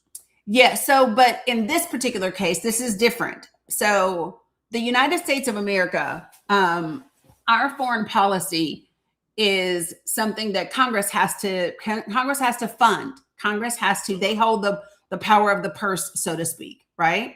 Yeah. And so what we have, are you familiar with AIPAC and J Street and NORPAC and Kufi? Yes. And those are the lobbyists that funnel money to certain pockets. It doesn't trickle down to the but you've got Kufi. Do you know Kufi as well? No, I've never heard of that one. Okay, so Kufi so none of those are quote unquote, like, they have lobbyists, but those are political PACs, okay? And those political PACs absolutely do have members that give tons and tons of money to members of Congress. But what's important is to understand is that, yeah, I do know that. But so in the 2024 election, AIPAC spent $53 million on that one election. 96% of the candidates that AIPAC endorsed in that election won. Last year was the first year that AIPAC went beyond Congress and actually began to court state legislatures. So last year in September, AIPAC flew 250 state representatives to Israel to kiss the wall and pledge their allegiance to Israel. They are now wearing buttons that say 50 states want Israel. Now, follow me. This is what this goes way back. So that's one piece of it. But here's the thing. All right. So you cannot gut it. That's just not the way that it all, like, you can't gut it all at once. Right. So what we have to do this year, period, point blank, is this year is a year that is about two things. This is a year where you strip power away from the people that are damaging domestic policy. So states. Huh? They're sovereign states, though. That's what I was saying. Like, if they're sovereign, that means they're within their own. I'm not talking about the states. I'm talking about Congress. All right, go ahead. Yeah. So I'm literally talking about hella Belal. I'm talking about Congress. So when we're talking about foreign policy, there's very little difference between the Democrats and the Republicans. But when we talk about domestic policy, that is very different. And when we talk about domestic policy, there is only one party that is actively seeking to strip away the social safety networks that provide for many of American citizens. There's only one party that literally went to the Supreme Court to try to not pay SNAP benefits to Americans that needed to eat, right? So regardless of what you feel about the Democrats or the Democratic Party, this year, the only thing that you do is if you have a progressive that can primary that Democrat and they win, great. You vote for that progressive that beat them in the primary. But if you are standing at the polls and the Democrat that is on the ballot, took money from AIPAC, you're going to vote for that Democrat regardless. Yeah, that's the loyalty, and I get it. Yeah, but next time we don't have to do that. In 2028, by that time, this is their last year. Do you know what I'm saying? Democrats are on notice that nobody's with the Zionist bullshit anymore. Nobody is with it anymore. Apparently, you got a lot because that's why we're over there now. And I ain't trying to contradict you, but just in my perspective, once again, now that we say vote, vote, vote. Yeah. Say if I have a friend in IT and he can rig the stuff and he can do that. And this goes back to George Bush when he first won the election back then, when Al Gore really won it down there in Florida, which would have changed it. You know what I'm saying? Like they have ways of manipulating it, and they do it. And money talks. It changed the morale of a man. So here's what I would say about this. Okay, yes. Independent agencies have all looked into what happens in terms of our elections and what we have to do. And number one, we got to be careful talking about it on Twitter, because when you talk about election fraud, you can get in trouble for saying things about elections. I'm not worried about that. Trust me. No, it's me. They will ban me because it's my live. You don't got to be worried about it. I do. Okay. So let me, okay. Yeah, Cam, I got you, Cam. And Kat, I got you. I'll talk about it. But so, yeah, Julia J, we talked about it. So, but here's the thing, folks. You can't manipulate something when the margins are too large. We don't have, I'm going to tell you why we are in the situation that we are in. We are in the situation that we are in today, not because of MAGA. We are in the situation that we are in today because 90 million people didn't vote in the 2024 election. More people did not vote at all than voted for Kamala Harris or Donald Trump. 77 million voted for him. 75 million voted for her. 90 million people didn't vote the fuck at all. And the vote, and out of those people that voted, there was 30,000 votes lost, stashed in the storage house. Like, but here's the thing: 30,000 votes is non-determinative. It will not impact the outcome of an election. It will not. And there's nothing that you can do that will overcome a 90 million non-participating voting group. I'm gonna tell you this: if I already know I'm gonna win, and I don't even have to put a finger on it, and the people that are supposed to quote unquote vote for me, if they're already set that way, why does it matter? Because at the end of the day, it's just. So let me just be clear. People don't spend. So let me be clear. Okay. In the last quarter of the election, in the last quarter of the year in 2024, Elon Musk's trust, a woman, set up a political PAC. The name of the political PAC was RBG. Why? Mm-hmm. Because she wanted women to think it was a left-leaning political PAC. Okay? From Ruth Bader Ginsburg. So the way that finance law is written is you don't have to report your dollars until the end of the quarter. So what they did was Elon Musk's political PAC, her political PAC, the RBG political PAC, received $20 million from Elon Musk's trust, and they received it in October. Hold on, listen. I'm going to tell you. They received it at the beginning of October, which means it doesn't have to be reported until the end of the year. She took that $20 million and they specifically hit all of the swing states, targeting women of childbearing age, progressive women to be specific, to convince them that he was not supportive of a nationwide AB ban, right? And to get them to and say, well, then I can vote for him because this is not something he would ever do. Let me be clear, folks. If the outcomes were already determined, they would not spend $20 million as a last-ditch effort to swing people's votes. If voting, no, it's not. Listen, I'm almost old enough to be your mother. I have a child that is like 5-6 years younger than you. What I will tell you is they are not, if elections were already decided, Barack Obama would have never been the fucking president ever. Barack was a placeholder. No, he was not a placeholder. And we was on the verge of a revolutionary vote here in the country. So here, I'll put a person in the place that looks like you, so you can shut the hell up. But even then, his agenda.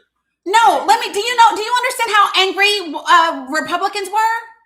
They literally said their entire objective was to make sure that nothing he wanted done got done.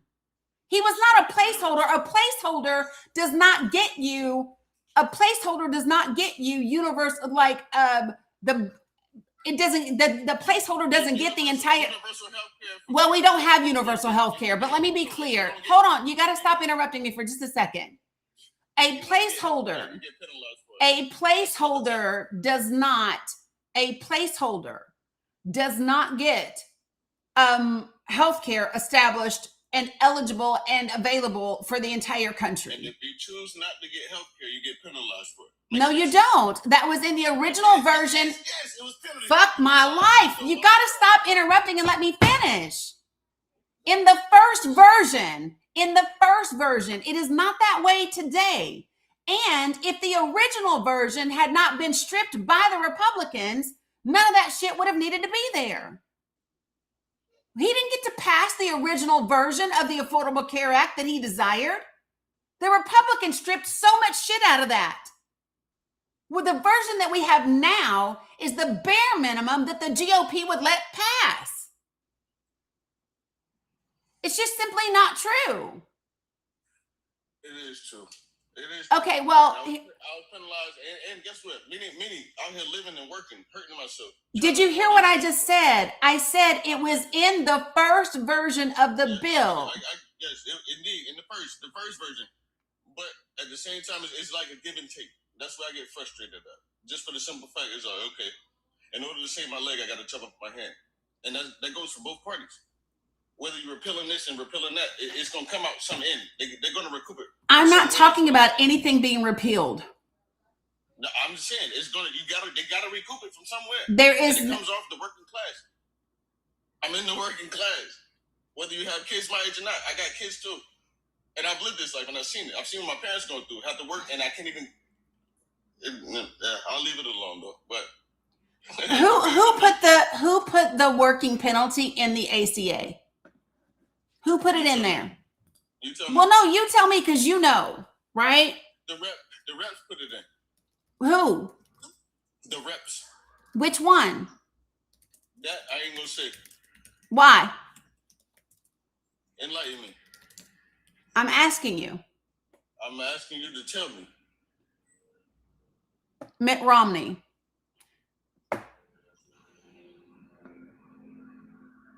It was the blueprint from what he did in the state of Massachusetts.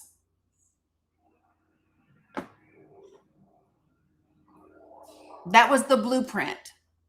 It came from what Mitt Romney did in Massachusetts. That's where that whole idea came from. Because Republicans always want to tie healthcare to some sort of you have to work for it. So it was Mitt and Mr. Rumsfeld, huh? No, I said Mitt Romney. No, I hear that. I'm saying he was in the cabinet then too, though. All those are in cahoots. No, but I'm talking about, so listen, no, I'm specifically talking about his Massachusetts health policy was what that was born, that is what that was brought out of. And if the Republican Party had had their way, we would have never had health care available to people at all. The only reason we have it is because of John McCain, because he wouldn't go along with the party. Understood. And there are millions of Americans that the only reason they have health care is because of the ACA. Because prior to that, you couldn't get health care if you had a pre-existing condition. So if you had given birth before, that's a pre-existing condition. You can't buy health care. And nobody will insure you. You got Graves' disease. You got a low thyroid. You got high blood pressure. You've had ulcers before. Then no, you can't buy health insurance. Nobody's going to insure you. That is the world that we lived in, huh? I said, oh, your premiums would have been extra high. No, no, no, no, and no. There were no premiums. This is what you don't understand is prior to the Affordable Care Act, it wasn't, oh, your premiums will be higher. There was a list of things. And if you had them, you could not get insurance, period. It's not, oh, your premiums are higher. That's ACA. No, it's you don't, they will not insure you. How do I know? Because that was me. I have an autoimmune disease. I was diagnosed with Graves' disease. It doesn't matter if the doctor says I'm in remission or not in remission. I cannot buy regular ass healthcare insurance. Denied. Doesn't happen. And that is the world that we lived in before the ACA. And so this is the thing that people like, when you say you know, you don't know. You don't. Because in 2005, how old were you? Not old enough to be worried about your health insurance. Well, I was worried enough because I watched my father, a Vietnam veteran, die in front of my face. Okay, and my father served 2 tours in Vietnam. I'm a veteran myself, but if your father is a veteran, then he had access to the VA for healthcare. VA didn't come through the phone. They canceled it. They canceled it. They canceled what? They canceled his VA. He went for a few times, and after that, it was like, ain't nothing we could do for you. He was a sitting duck after that. So they don't cancel the VA. They don't cancel the VA, right? And this is why it's so important for people to navigating the VA is difficult, right? Navigating the VA is difficult. And this is the problem that I have is that a lot of people, especially our Vietnam vets, our World War II vets, those folks do not, they don't, it's very difficult to navigate that system, right? And so I hear what you're saying, but what I'm saying is that they do, they make it very prohibitive, 100%. But that is different from, that is very different. What? For years he had it. I said for years he had it. Then all of a sudden we had to come out of pocket for it. You would not have, they don't cancel. And things got expensive. And when you said there were no premiums, like, I don't know, what state are you from, if I may ask? I'm from North Carolina. Yeah. I'm not sure what you're talking about. I'm just saying, like, the programs, the way they said it was set up, it wasn't set up like that. That's why these things happen. In my life, I can't speak for you, but you have a different perspective. But the VA is a federal program, so whatever state you live in, it doesn't matter. The VA doesn't have state law; it is federal law. The VA is federal. It doesn't have anything to do with your state.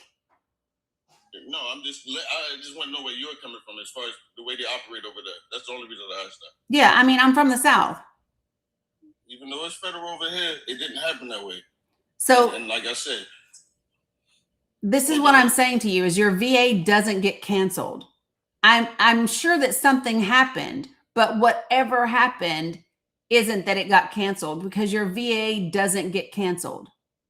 And what can happen is, so there are agencies. The DAV is one of them. MVETS is one of them. There's a ton of different VA agencies out there that help advocate for veterans. You can also use your state senator, which is what I did the first go around. I used my state senator. And if you have your state legislators call or email on your behalf, that typically gets things moving. The problem is that a lot of people, especially older vets, don't know how to navigate the system, especially if there was anything electronic that's about it, navigating computers or whatever. All of that it's very different. So VA is completely separate from when we're talking about independent insurance that is not through a company. Okay. So here's what I'm sharing with you is that independent health insurance available for purchase that is not through a company that you're working for, you could not get access to that insurance prior to the ACA if you had any sort of pre-existing condition. It was not available to you. There's no, your premiums are higher. You just couldn't get it. You just couldn't get it. So the ACA is not a perfect system because the Republican Party didn't want it to be a perfect system. They did and Mitt Romney said it when Barack Obama won the election, not Mitt Romney, Mitch McConnell. He said it. He said out loud, we are going to do everything possible to make sure nothing he wants to get through gets through. He said that was all they were working for 4 years. Barack Obama was not a placeholder, and he wasn't a placeholder for 2 terms. I don't agree with everything that he did during his time, but I don't agree with everything that any president does. Likewise, since Kennedy, and that's why they assassinated him. But So, yes, I agree with you though. I agree with you though. Yeah. So the reality is, the world that we live in, elections are not predetermined. How do you know? Because if elections were predetermined, they would not work this hard to take away or get you to stop voting. It's just not a thing. They want you to believe it's a thing so that you don't participate. I can literally show you a clip. 1 second. Hold on. Somebody tell me the name of the guy that I'm, hold on. There he is. That's what I wanted. Paul Weyrich. Do you know who that is? No. So Paul Weyrich was a huge part of the Republican Party and the conservative mandate. And he is responsible for a lot of what came out since Nixon all the way through to where we are now. Okay. And this is a clip from him at, by the way, he is the co-founder of the Heritage Foundation and ALEC. So he is the co-founder of the Heritage Foundation and ALEC. Okay. And I want you to hear what he says at this conference. So give me 1 second. I'm going to pause it because I want these folks to listen. And let me get you guys showing over here. All right. I'm muting you just because of your background noise so people can listen.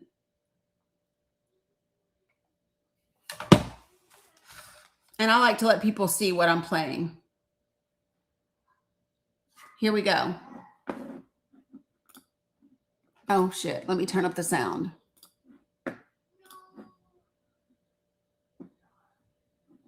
Everybody to vote. I don't want everybody to vote. Elections are not won by a majority of people. They never have been from the beginning of our country, and they are not now. As a matter of fact, our leverage in the elections, quite candidly, goes up as the voting populace goes down. This was Jerry Falwell was there. Ronald Reagan. They want everybody to vote. I don't want everybody to vote. Elections are not won by a majority of people. They never have been from the beginning of our country, and they are not now. As a matter of fact, our leverage in the elections, quite candidly, goes up as the voting populace goes down. So this is the thing that people need to understand. They know that the conservative party, the conservative movement, the Republican Party, their chances of winning elections goes up when the voting population goes down. They want you to believe the system is rigged. They want you to say, oh, there's no reason for me to participate. It's already been decided. They want you to believe that somebody is a placeholder. They want you to believe all of those things. That way you do not come out and vote. That is the game that they play. And that's why it's so important for people to understand where we are and how we got here.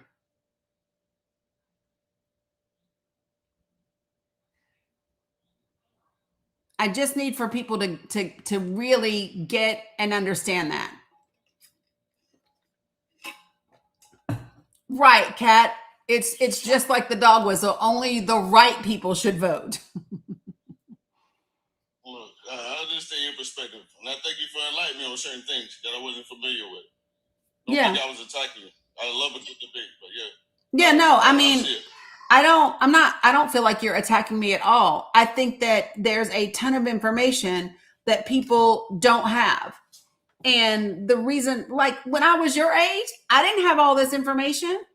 Shit, I was too busy trying to survive a divorce and take care of my 2 daughters.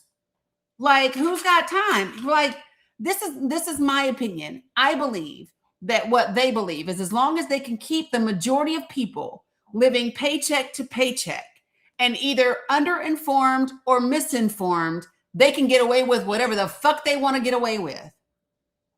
True indeed. But what is changing that game is social media. That is what's changing the game. Listen, Bibi Netanyahu sat over in Israel, huh? That's it, because more information is actually put out there. Even if some is propaganda. Listen, Bibi Netanyahu sat over there in Israel a few months ago, and this is what he said. He said, do you know what he said the biggest tools of war right now are? He said the biggest tools of war right now are TikTok and X. That's what he said. And he said that's why he wanted to make sure that Ellison bought TikTok. And he said we need to call Elon. He said Elon's not an enemy. Elon's a friend. That is literally what he said. And so this is why, so this is why we have to be like, listen, I understand Black and brown people in this country have no reason to believe that the system will work because our experiences is most of the time it don't fucking work. Let me just say this. Most of the time it works. It just works the way that white people designed it to work, which is not for us. Right? Right? But here's the thing. The problem with that is that the system works when we make it work. And no, we shouldn't have to make it work. We shouldn't have to. There should be decent human beings sitting in office, sitting in Congress, running these programs that want it to work for everyone. But that's just not the case. So the reality is, while it isn't fair, it is the fucking reality. And you got kids. My grandbabies are right over here with me, right? Because my daughter's at work. My grandbabies are here. So you best believe I'm not leaving this shit up to whoever just happens to end up in office. Nope. Not only am I going to vote, I'm going to talk to everybody I can. Watch this. I want to show you something. I want to show you something. If you don't mind. I know you said North Carolina. By the way, I lived in Charlotte for a long time. I lived in Charlotte. My father is, my sperm donor's from there, but I was raised by my mother and my grandmother's. Okay, so watch this. I'm going to show you something. So what I believe that we have to do is talk to people about the things that matter to people, right? So you and I were just talking about all of the cuts that they did, right? So I'm going to show you something. This is something that I've been working on. And matter of fact, we are meeting on Thursday. Damn, y'all, I can't believe it's Tuesday already. We are meeting on Thursday. So I started a project the same way they did Project 2025. I did Project for the People, right? That's just what I call it. Our slogan is making America truly great. Why? Because it ain't never been truly great. So the goal is to make it fucking truly great. Okay. But let me show you what I've been busy doing. So if you want to talk to the people in your district about why they need to vote and why they need to vote progressive in this election, right? I'm going to show you. This is my Google Drive. Everybody that is part of this project gets access to this drive this Thursday. So watch this. I'm going to go to state resources. I'm going to go to North Carolina. What district are you in North Carolina? What congressional district? I want to say District 5. All right, so this is District 5. I've got it in English and Spanish. I created all of these graphics for myself. So watch this. In North Carolina, Congressional District 5, 39,000 children and adults are projected to lose their North Carolina Medicaid health insurance by 2034 because of the One Big Beautiful Bill. Imagine if you took this. So imagine taking this information out into your community. Imagine what would the message look like if you and 2 or 3 other brothers showed up in communities or at basketball courts or in libraries or on college campuses, and you all had flyers like this, and you said, hey, listen, do you know anybody that's on Medicaid? I got information that you're going to want to know, right? Here's the SNAP one. You know anybody that's on SNAP? Because 33,000 children in our congressional district are going to lose access to their SNAP, right? So now I'm not having a conversation about Democrats and Republicans. I'm having a conversation about things that matter to people. And then I can say, listen, right, you see what I'm saying? And so what we're doing, this Saturday is going to be our first one. So this Saturday, April 11th at 11 a.m., everybody is going out into their communities, and the people that aren't able to get out in their communities, because we have people with disabilities, they're posting these things online, and we're using our hashtags. Hashtag Project for the People, hashtag Making America Truly Great. And we're doing this shit for the next 7 months. Why? Because we got 7 months till the midterms. Say what? I said my hats are off to you. So, for real, meaning salute. So let me show you. In addition, we can go down here to flyers for people. You know how they tell everybody that people on Medicaid don't work? Bullshit.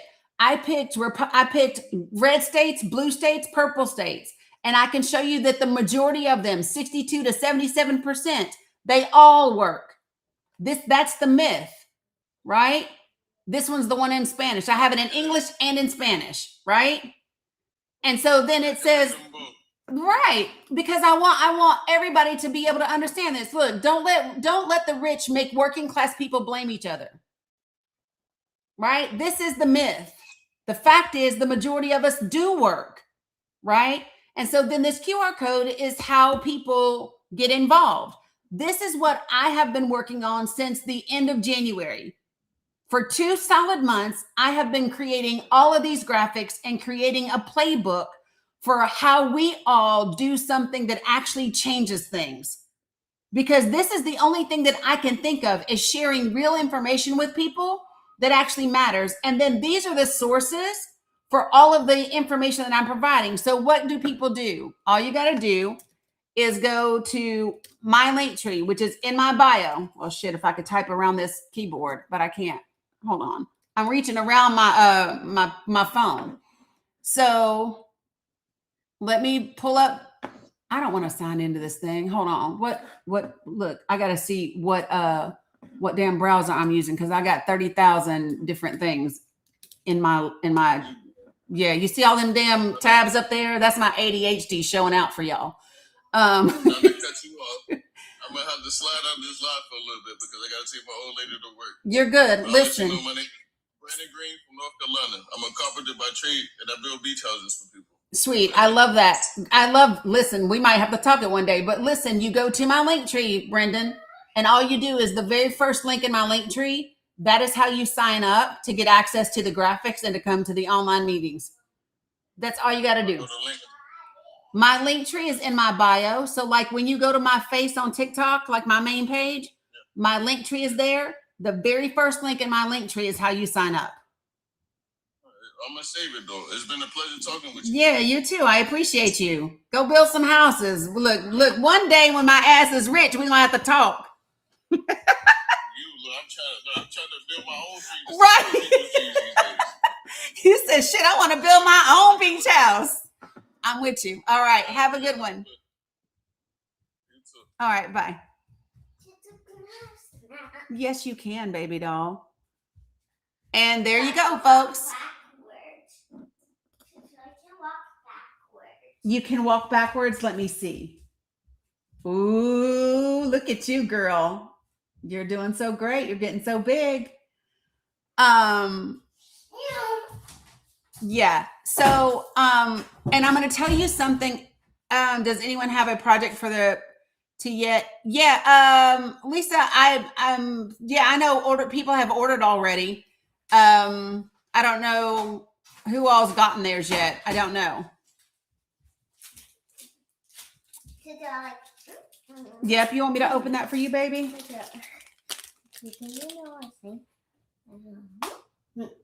I know. I heard you singing, girl. So, and I will also tell you a couple of other things. Is it okay? Yeah, you guys are welcome. You've ordered. Okay. Do you think anyone will argue that CAP source is left leaning? No, because it's actually from the CBO as well.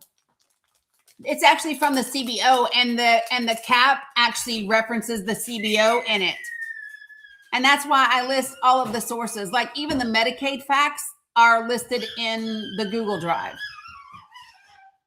Like Pennsylvania stats came straight from their state website. Pennsylvania, thank God. I love their data. That's funny, Coco. So listen, Pennsylvania. Yeah, okay, I got you. No, Laura. And these are just the first round of images, guys. So let me tell you, Pennsylvania actually has an interactive map. If you live in Pennsylvania, you all have an interactive dashboard. You can actually do it by congressional district and by county. How do I know that? Because I did all the graphics for Pennsylvania. I did it by congressional district, and I did it all the way down to the county level because I could find county level data for Pennsylvania. But guys, this isn't the only stuff that we're going to do. We have lots of information. There's information about CDC cuts. So for example, when it comes to chronic disease prevention, the Trump administration cut funding for chronic disease prevention by 98%. I love that, Diane, that you just signed up. So listen, I want people to understand something. There are no think tanks behind us. There are no think tanks behind us. If you have questions about merch, you need to talk to Sandy. Yay, Sammy J. I love that. Okay. Sandy is the point of contact for merch, folks. So that's who you're going to want to talk to. Give me 1 second, guys. Good morning, Rich. Good morning, Rich. How are you? Rich, do you know that you're on the panel? I don't think so. Okay. All right. So let me just say this to you all, okay? All of these are copywritten. All of them are like, they're all protected. If you operate with integrity, great. If you don't, I don't know what to say about that. Thanks, Audra. I appreciate that. But the goal for all of this, folks, the goal is very simple. We've got 7 months to do incredible work in our communities, with each other, online and in person.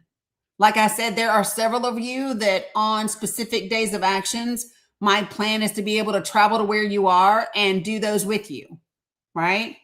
So I know for sure that I want to do one in Charlotte. I know I want to do one in the Asheville area. I know I'm going to do one back home in Northeast Tennessee. But it's everywhere. So nobody has to sign up every time anymore. What I need is for everybody to sign this one form that is in the thing in Wawa you already have.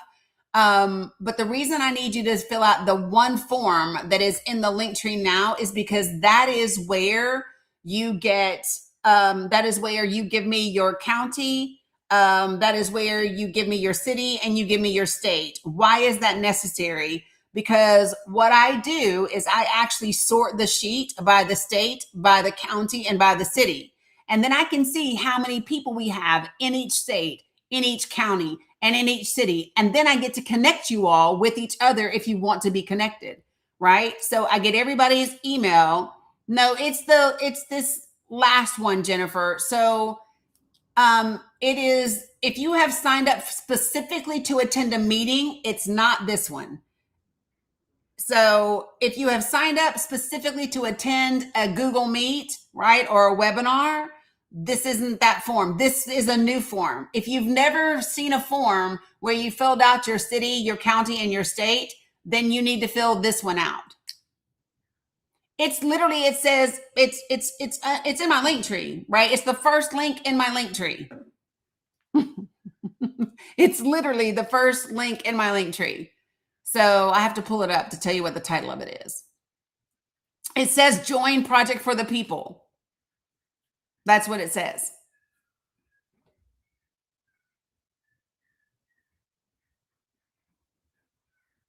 Yeah.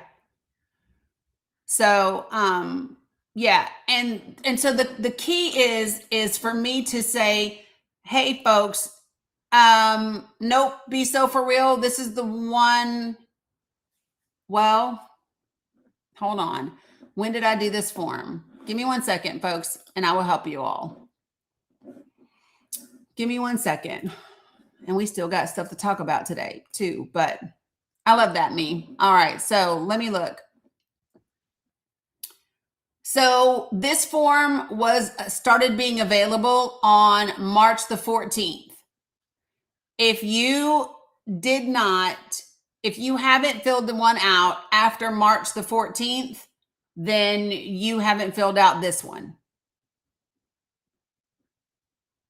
Okay?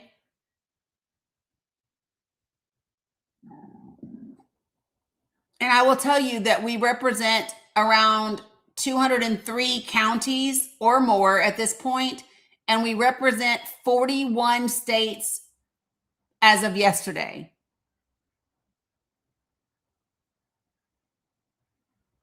Okay? So when I'm not live, this is what I'm doing most of the time. Love it, Jen. So like right now we are at, I just saw Jennifer come through. I just saw Amy come through.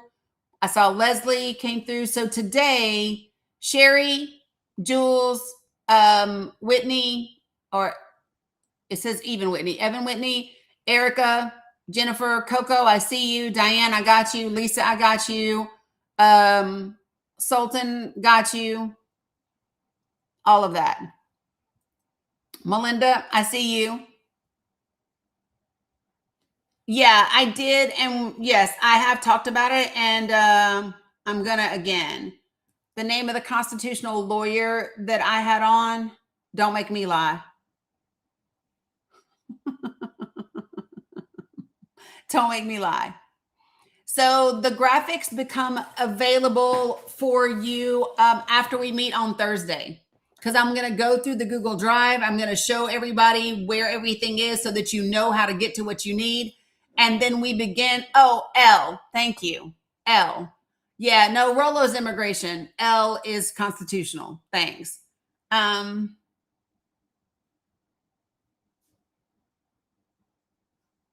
Oh, I would love that, Kat. Yeah. Let me see. Yeah, Georgia, I saw you. Yep, you're in there, Georgia. I saw you yesterday. There's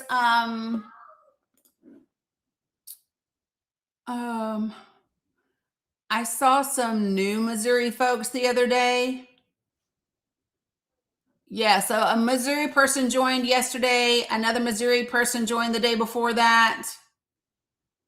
Another Missouri person joined the day before that. So we'll get it. So just so everybody knows, I have not recalculated the map since I think Saturday is the day I did the map. And I'm going to show you this, and then we're going to get back to business. So hold on 1 second. Hey, grandson, You know that you can do a breakfast thing from in the freezer. Yes, Audra, that is okay. The reason why I talk about sharing your local stuff is because I want you to generate conversation with the people in your community, and people that you might know, right? Not saying don't share anywhere else. I'm saying that sharing what's local to you and making sure that it filters out into your local places is really important because it tends to be the most impactful, right? But let me see if I can, it's going to pull up all the stuff that I've done. Okay. So this is what the current map looks like, folks. I'll show you guys real quick, and then I want to get back to some of the madness that's happening. Okay. Good morning, Scott. So for you guys, let me turn my camera around real quick. So this is what the map currently looks like. And I can tell you for sure there's almost 100 more people to add to this right now. There's almost 100 more people to add to this right now. So it's pretty awesome. Yep. And so we got our first Montana person the other day. Yeah. So just so you guys know, so the people that have actually given me their geographic data, that's the only people on the map. There are other people that have given me their like email, but they haven't given me geographic data. So they're not shown on the map. But I can tell you that for people that have given, for the people that have given geographic data, we have 395 of you. And we are only 3 weeks and 2 days into this. We're 3 weeks and 2 days in, and we have 395 people. So Yvonne, if you go to my Twitter profile, make that 397. So every star is one person. Believe it or not, that's all of the stars that are on there. So there literally are 100 more stars that I need to add. If you go to my profile and you click my link tree, for you guys, it's going to be my link tree that is in my bio, that's in my about section. You click the link tree. It is the first link in the link tree.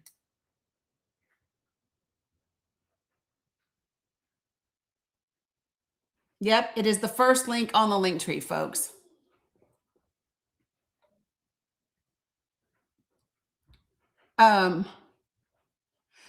Gigi, I wouldn't be able to tell you that right now. It's all in a spreadsheet. I don't have all the counties memorized. There's 203 of them. So I don't know. I can tell you right now, somebody asked me about JD Vance and why is JD Vance doing speeches about Hungary. I will tell you why. Right now, there is a huge youth movement in Hungary. And a bunch of those youngsters we are at 41 states, 397 people, and 5 counties. Yeah. So right now, Viktor Orban is very scared that he is going to lose his election. I don't know if you all know that or not, but there is an election that is happening. Viktor Orban is absolutely scared because there's a new round of young voters. Love that, Kelly Shark. And those young voters are absolutely talking about voting him out. We are at 400 people. We're at 400 people now, guys. So 41 states, 400 people. That's what we're at right now. It just keeps growing, and I'm just leaving it up. So that is one of the reasons why JD Vance is opening his mouth and talking about Hungary right now, right? Yeah. So just so everybody knows, love that Lioness for Life. So this is my thing. People are recognizing all around the world this right wing push, this right wing movement that is happening, and they are rising up in response. Okay, they are rising up in response to the stuff that they are attempting to push through across the country and around the world. And those people are scared, and they should be. Why should they be scared? Because people aren't playing. People know what kind of world they want to live in, and the one that they are trying to promote and push is not the one they want. They don't want that. Okay? I am not, listen, I will be telling y'all how many people in all of the states and all of that stuff on Thursday. Y'all not going to have me over here looking up individual states and counties and shit right now. Y'all not going to do that to me.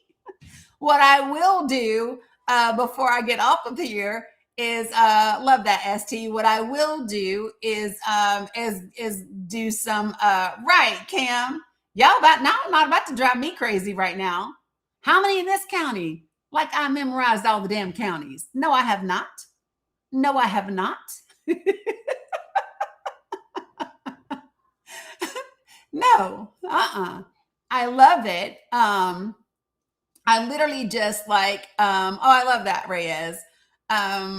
Yeah, so just letting y'all know, the idea is to show you so that you can be excited about having something. So what I really believe is I think people want to be able to do something about it.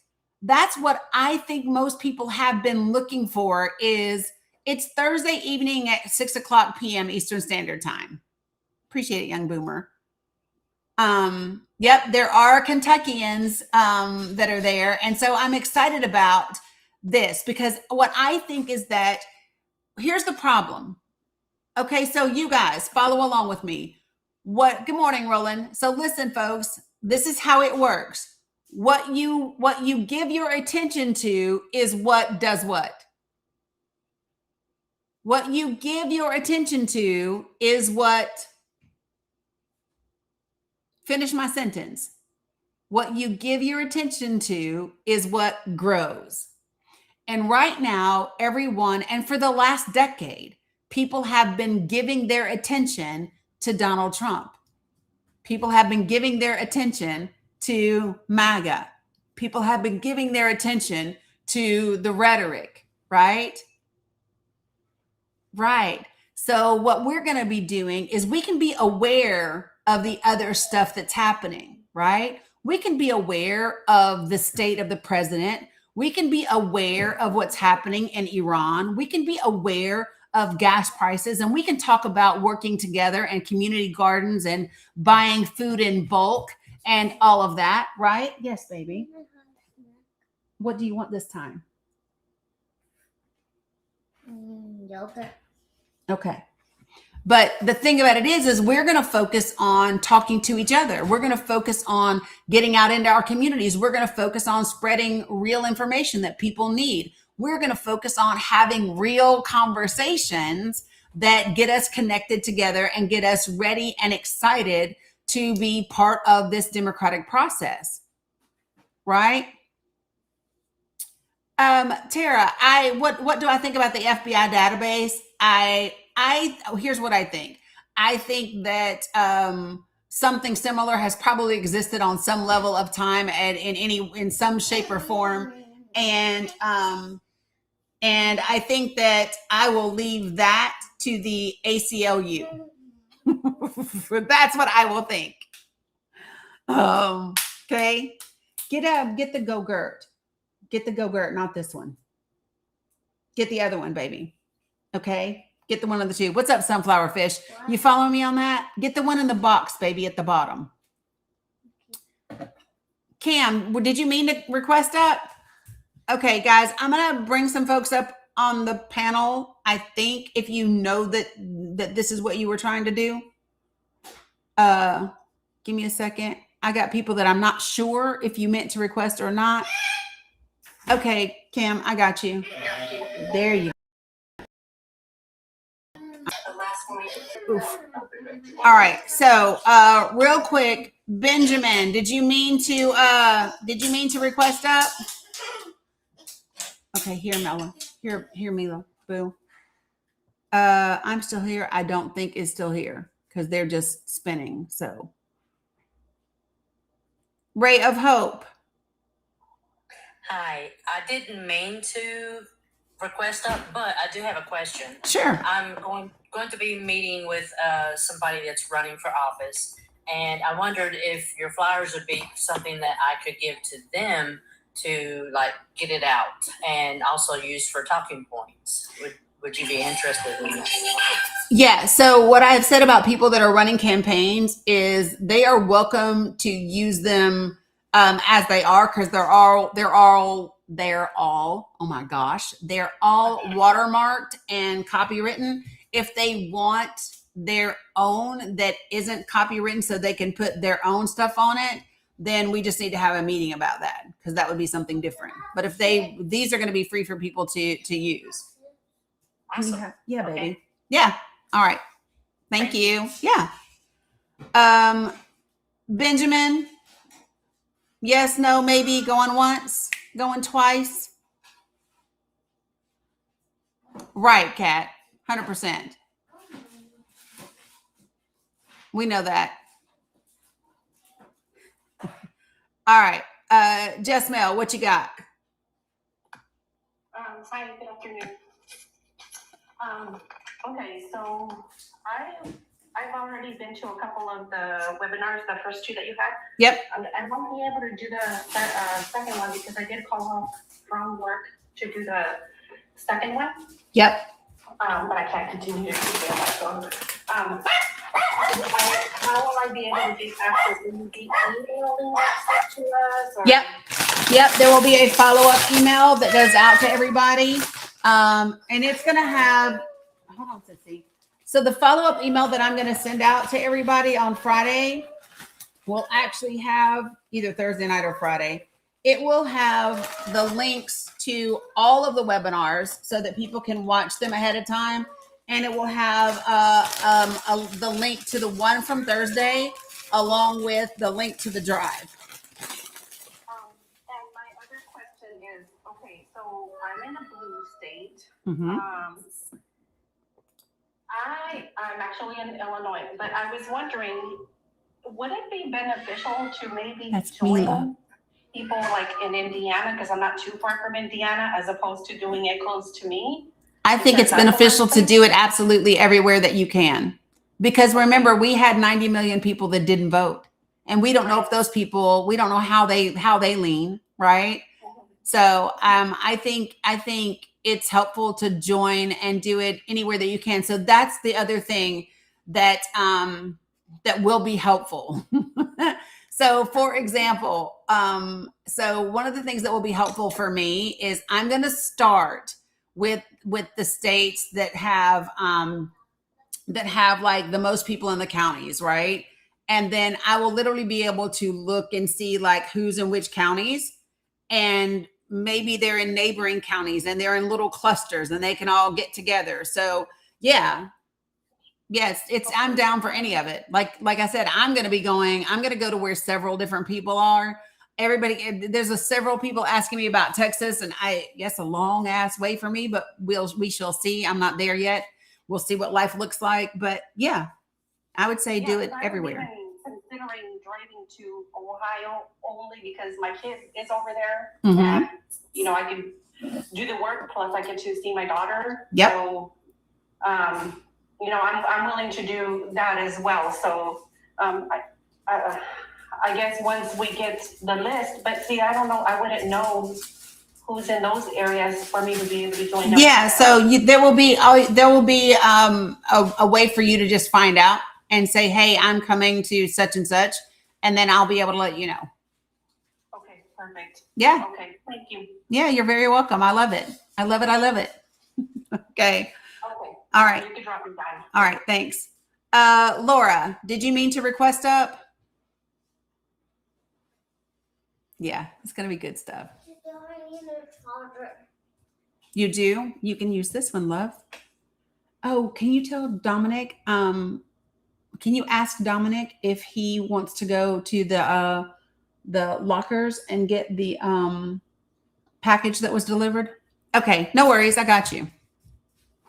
Okay, so and here's the thing, you all. This isn't. I just hey babe, there's a package that has new chargers in it. So if you feel like going to the parcel lockers and grabbing the package, then there's more chargers in there for everybody. No, you don't have to do it right now. I'm just letting you know. Okay, babe? All right. So, yes, counties and state lines are just imaginary when it comes to community, 100%. The other thing that I want to tell you all is that, what's up, Carl? There's more information that is coming in terms of these graphics and flyers. So I'm literally busting my ass for the next few days. And then here's what's going to happen. Okay. After our meeting on Thursday, I am literally getting in a car with my grandbabies and we are driving because this is technically their spring break.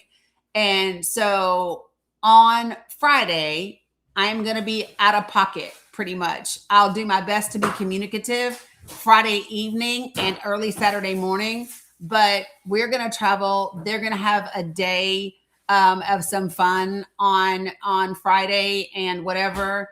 And then we will be participating in our own way on Saturday. I'm just going to have to redo my like out in the community day because I owe them some time and they deserve a break. So that is what we are going to do. So I'm going to be, I will still be communicative. I just will not be live on Friday. Okay. Just so everybody knows. What's up, Shantae? Yeah. Oh yeah, no, that will be done. I'm going to pre-do the email, Jen, so that all I have to do is put the link into the email and be done. Yes, Shantae, because my grands are on spring break and no, we are not going to Disney. If I'm going to do Disney, we need days there. And they're only going to be able to do a day or two of some time. Yeah, I'm taking the kiddos because, ever since I started working on this project, like you guys have only heard about the project for almost 3 weeks now, but they have seen me working on it since the end of January.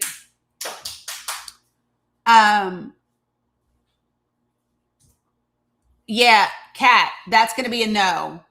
I'm going to have to organize one in Charlotte and it will still be in April, but it won't be in Charlotte on the 11th.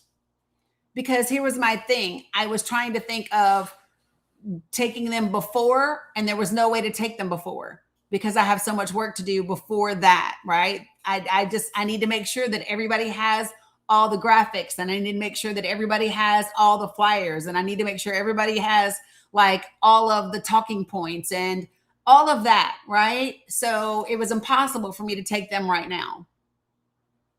Right? Yeah, Shantae. So that's what I needed to message you about.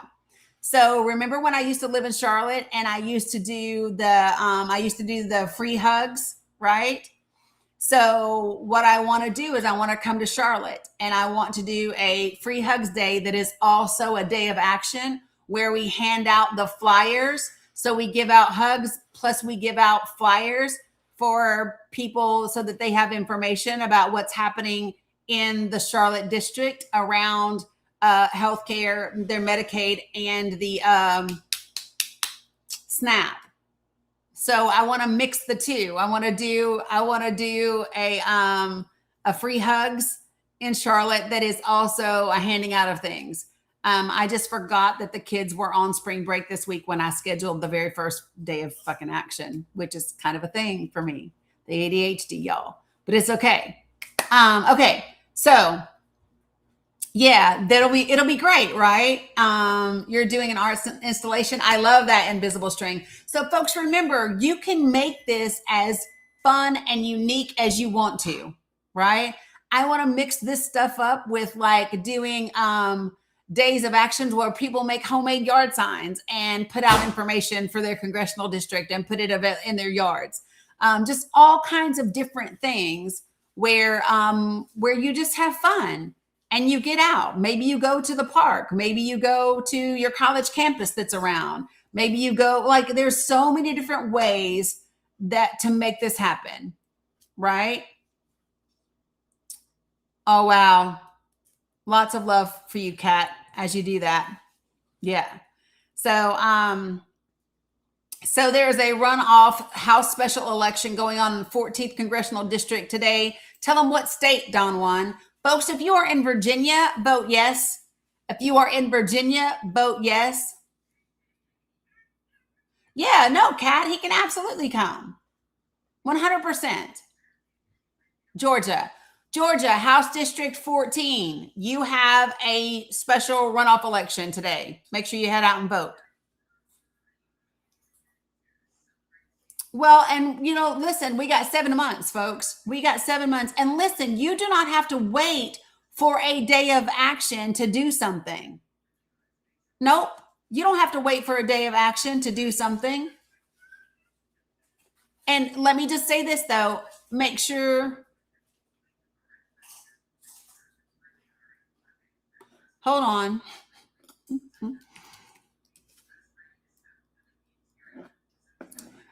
Most college campuses, you do not have to get permission because this is not partisan.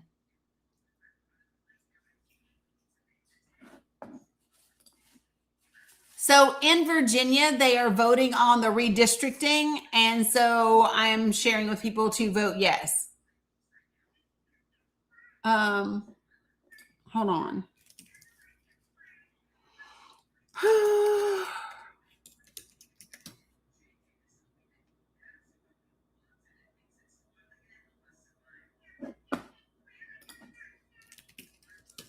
A thing came across. Okay, so this is what I wanted to see. I love this. So there is I wish they hadn't done this. So listen, let me tell y'all what the headline says. I hate the way they do headlines now. So the headline read, Iran-backed Iraqi militia says it will release American journalists. Here's what I need you to just say. I need you to say the Iraqi militia is releasing the American journalist. Don't say Iran-backed. Why is that necessary? Like, y'all just trying to stir up shit. That's all y'all trying to do is stir shit up. I do want to talk about an article that is in Forbes today. Okay.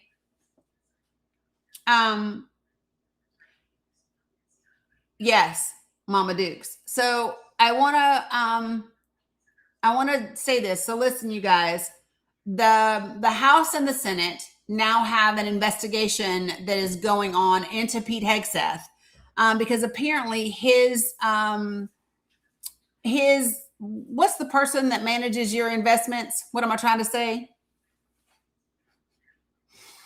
Oh, I can't think of the name of what it is right now. My mind is going blank. But yeah, their broker, right? His stockbroker, financial advisor, whatever. His broker was looking for investments around the war. So he's got a stockbroker at Morgan Stanley. They reached out to BlackRock in February, which was before the Iran invasion, asking about making a quote unquote multi-million-dollar investment in the firm's ETF for defense stocks. So you have the Secretary of Defense, you have his stockbroker asking the month before we attack Iran about him making a multi-million-dollar investment into their ETF for defense stocks. So the inquiry was flagged internally at BlackRock. The Pentagon has said, oh, no, this didn't happen, right?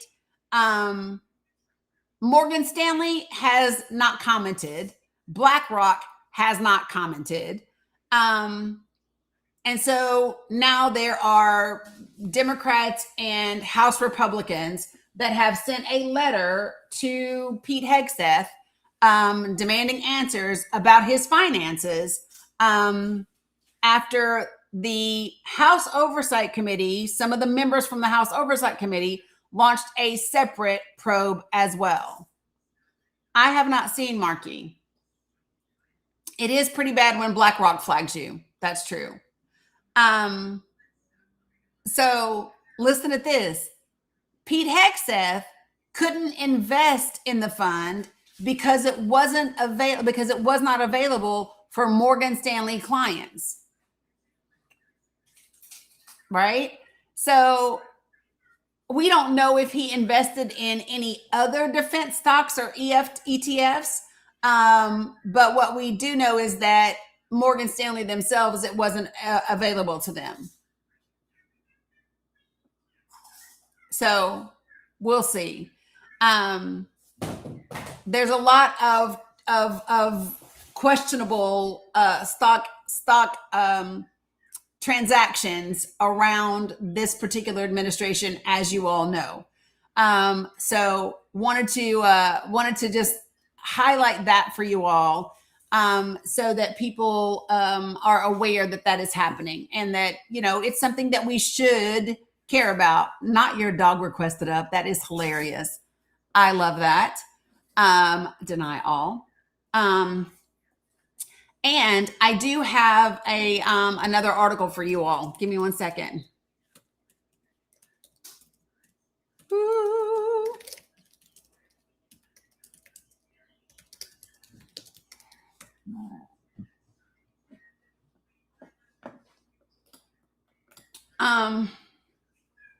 So I want to give you all, ooh, did I just get out of this? Maybe. Shit, where did it go? Sorry, guys.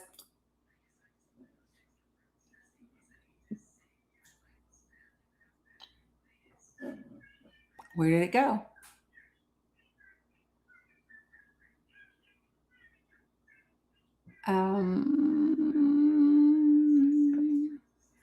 There it is. Got it. Okay, this is what happens when you have all of the tabs open like I do, and that's okay, right? Okay, so the CBO, which is the Congressional Budget Office, reaffirms a forecast of a dramatic reduction in healthcare coverage in 2026 and beyond.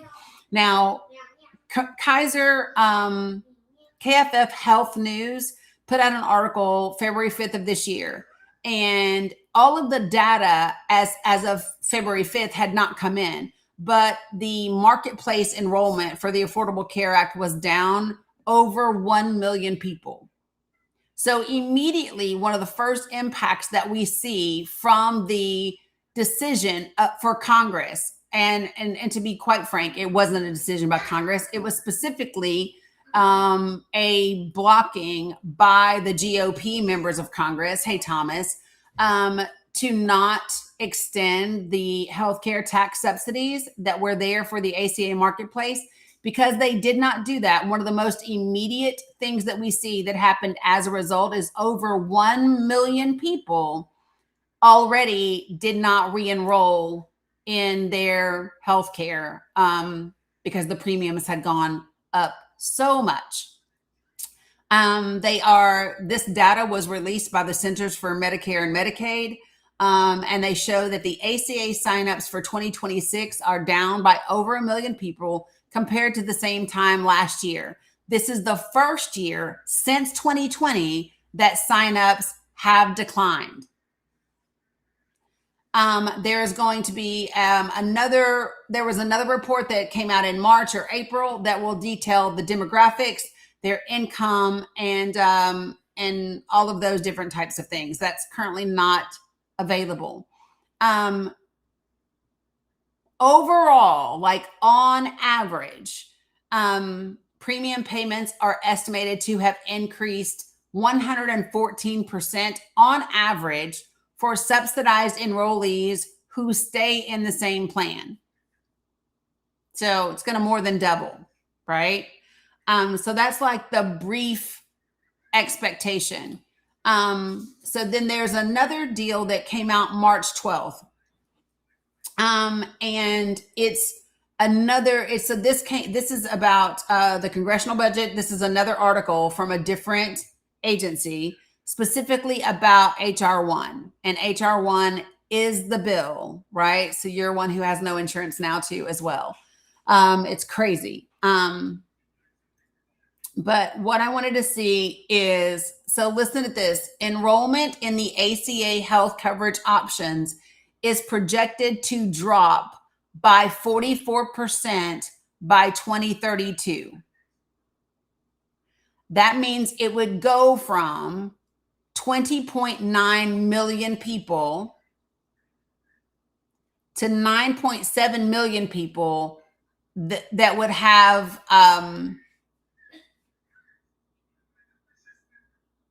that's where the decline is going to come from. So let me just read the whole sentence. According to the Congressional Budget Office, the number of people with Affordable Care Act premium tax credits is expected to decline from 20.9 million people to 9.7 million people, which is a 54% drop between 2025 and 2028. So the vast majority of people that were having these premium tax credits are going to see that impact. Over half of them is going to see the impact between now and 2028. And so that's a really big deal. And people need to understand that more than half of the people that have those tax credits are going to not have them anymore by 2028. So there's a graph. Hold on, and I'll show you. You guys want to see the graph? Yes, baby girl. Yes, baby. Dressed up like Rumi. She is. She's going to get dressed up like Rumi. Well, when she gets dressed up and she looks like Rumi, you can show it to me, okay? Show me what it looks like when she's done. So let me show you guys the graph, okay?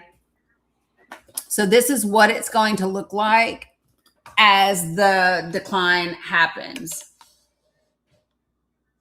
Oh, you want to? I will show you when she shows me, y'all.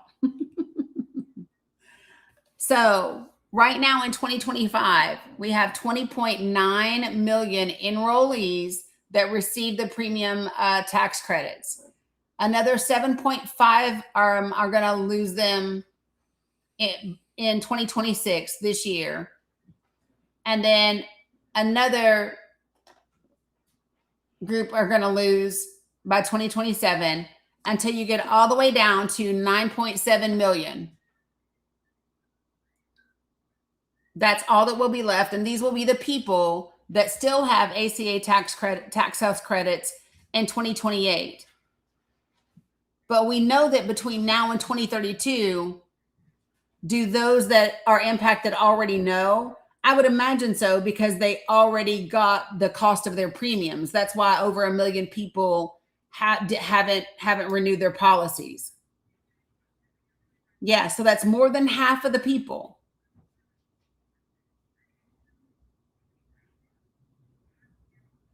And so it's really crazy when people don't know. Now, listen, at the same time that these people are losing their premium tax credits, right? At the same time that this is happening, this is also happening. The number of people with coverage through the ACA's Medicaid expansion is going to fall from 17 million to 10 million between 2025 and 2032.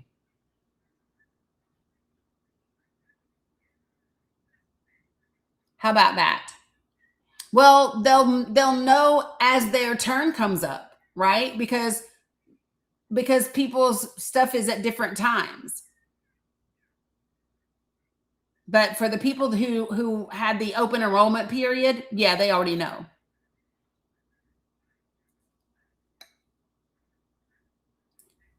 And so this is where the Medicaid expansion part is a big deal. I think they all do enroll at the same time. So whenever the enrollment period, but all of the data isn't currently in yet. Yeah, me too, girl. Me too. I'm not a specialist in this, so I have to work at it.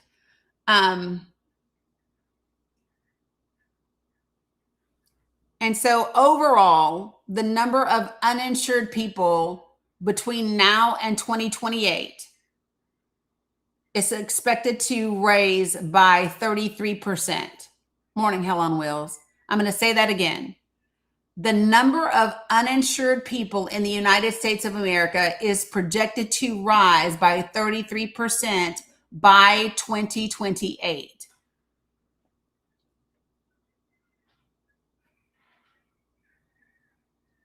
Y'all, not the bird being back. Oh, the bird. The Let's bird is see. back. It just went around the corner. It flew over to the window, then it flew over this way, and then it flew back over to the window, and then it went around the corner. Oh my God, we have to name it. Yeah, I was like, and that's the I name all wildlife that I see. listen. The only reason I know it's that bird is because he's so much bigger than all the other birds. Good morning, Wasim. All the other birds are just they're like little house finches or sparrows, so they're tiny. So It's when a dove, right? yeah, it's a dove. It's a white dove. Yep. So when his ass comes flying around here, I immediately know because I'm like, nobody else has got wings that big. Ask the girls what they want to name it. Name the bird. I'll have to ask them. Okay, what's up, Cam? Okay. No, I just want to make sure I understand. So, what? Yeah, knowing what I'm talking about.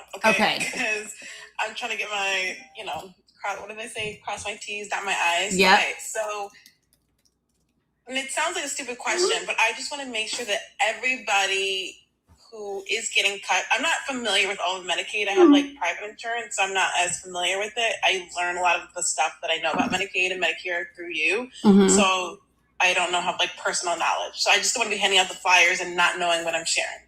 So I just want to make sure that anyone who is receiving the cuts, they know, right? Like that's not a surprise. Like I just want to make sure that if I'm handing this out and I'm saying, hey, cuts are coming, this isn't a surprise to anyone, right? Like I don't know if everyone knows because I'm sure some people didn't believe them when they said it was coming, right? So Right. my understanding is that they may or may not know. They may or may not know because I don't think that when they didn't renew them, when they didn't expand or extend the tax subsidies that people got, what I would imagine is that those expire at different times, right? Because those were with the insurance company. So it's not like the insurance company gets their tax healthcare subsidies whenever people enroll. That was from the government. You know what I mean? Okay. And so my thought process is that as the end of those tax healthcare subsidies expire, then that's when those people, they wouldn't have them anymore. Right? They wouldn't have them anymore. And that's why I think it's like over time that it goes down because the government paid in this money. So when that money runs out, then that's when it will begin to impact people. That's what my thought is. So Chris, that's a great point. And I want to point something out. So listen, Chris, one of the things that I did was if your state called Medicaid something else, then on the document, it refers to Medicaid as whatever they call it. So in Tennessee, they call it TennCare. In Virginia, they call it Cardinal Care. So on the graphics, it says TennCare, and then in parentheses, it says Medicaid, so that they can connect the dots between whatever their state calls it and the fact that it is Medicaid. There's another graphic. Let me see if I can find it right now. Medicaid losses by. Okay, so just to make sure I'm understanding while you're looking that up, they should mostly know, but there's a chance that they might not know because of the time that the timeline of events, right? I just don't want to make sure I'm out there handing out papers being like, yeah, cuts are happening, cuts are coming, and then they already know that, and now I'm making it seem like new cuts are happening. Right? Yeah. Like additional cuts. So it's the cut, but the thing is it's a prorated cut. So I'm looking at like an explanation of it now. And Okay. it is I just don't wanna be out there projected. looking like an idiot. Yeah, no. And I'm like, well, I know they're here. They're coming. There's Yeah. cuts. I just don't know. So they're going to cut it, but they're going to cut it over 10 years. So like they're not cutting it all this year, so everybody doesn't know. So as they cut more each year, new people will be impacted. Okay, so short answer is that there are people who have yet to receive their cuts and do not know. Right. And they will. And people, okay. Yep. Okay. And they may get their cuts may come between now and the end of the year, or it might be, it literally is over. They're going to cut, listen to this. They are going to cut the federal Medicaid spending by roughly 800 million to $1 trillion over 10 years. Yeah, because I think what's going to happen, like, I just don't want to be in a position where I'm like, yeah, cuts are happening. And someone's like, well, my neighbors got their cut, but I didn't get mine, right? Yep. So then they think they are not going to have theirs cut because their neighbor already received their notice. And therefore, they believe that any notices that have about cuts have already happened. So since my neighbor got theirs and I'm good. My brother got his and right. my auntie got theirs, then that means I'm good and I'm not going to get mine cut. But that's not necessarily true. Nope. They can still receive it. Okay. Yep. I just don't want to sound like an alarmist, like, well, yours is still coming. Yeah. But, so, and this is what I would tell people. So, and literally, maybe I can put this on the flyers, right?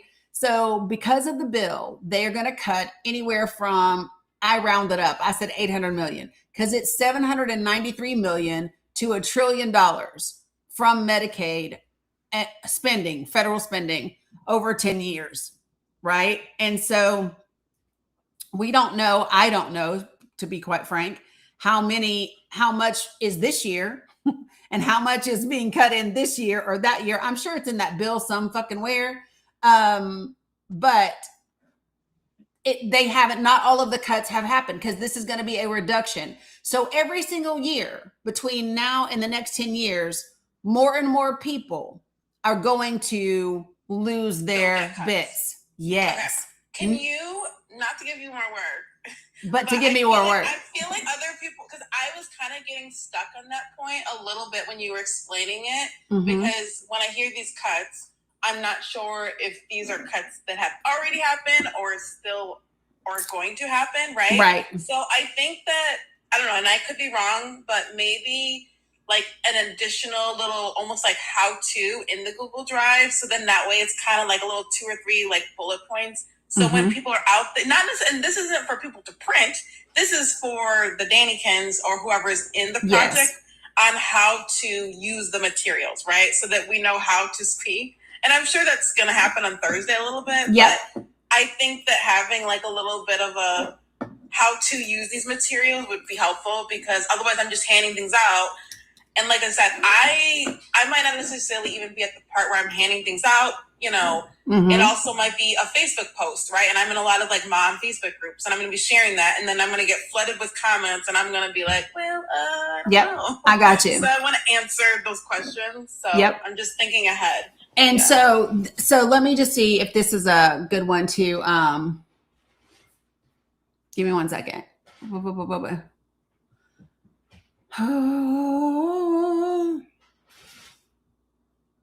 Yeah, exactly. Someone said a mini cheat sheet. Exactly. Yes, like I got you. I got you. Yeah. And some of that is in the big playbook, but fuck my life. Sorry, I'm just really like, because I'm reading.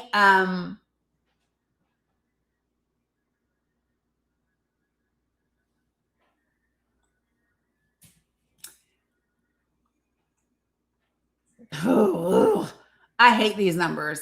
As I'm looking, like when they say that Medicaid enrollment will decrease by 10.5 million by 2034, and there will be 7.8 million people left who will be wholly uninsured. Now, also in that 10.5 million that still have insurance, that's because they have Medicare and Medicaid, and they will have lost the Medicaid but still have Medicare. Got it. It's over. It's crazy. Hold on. Let me see.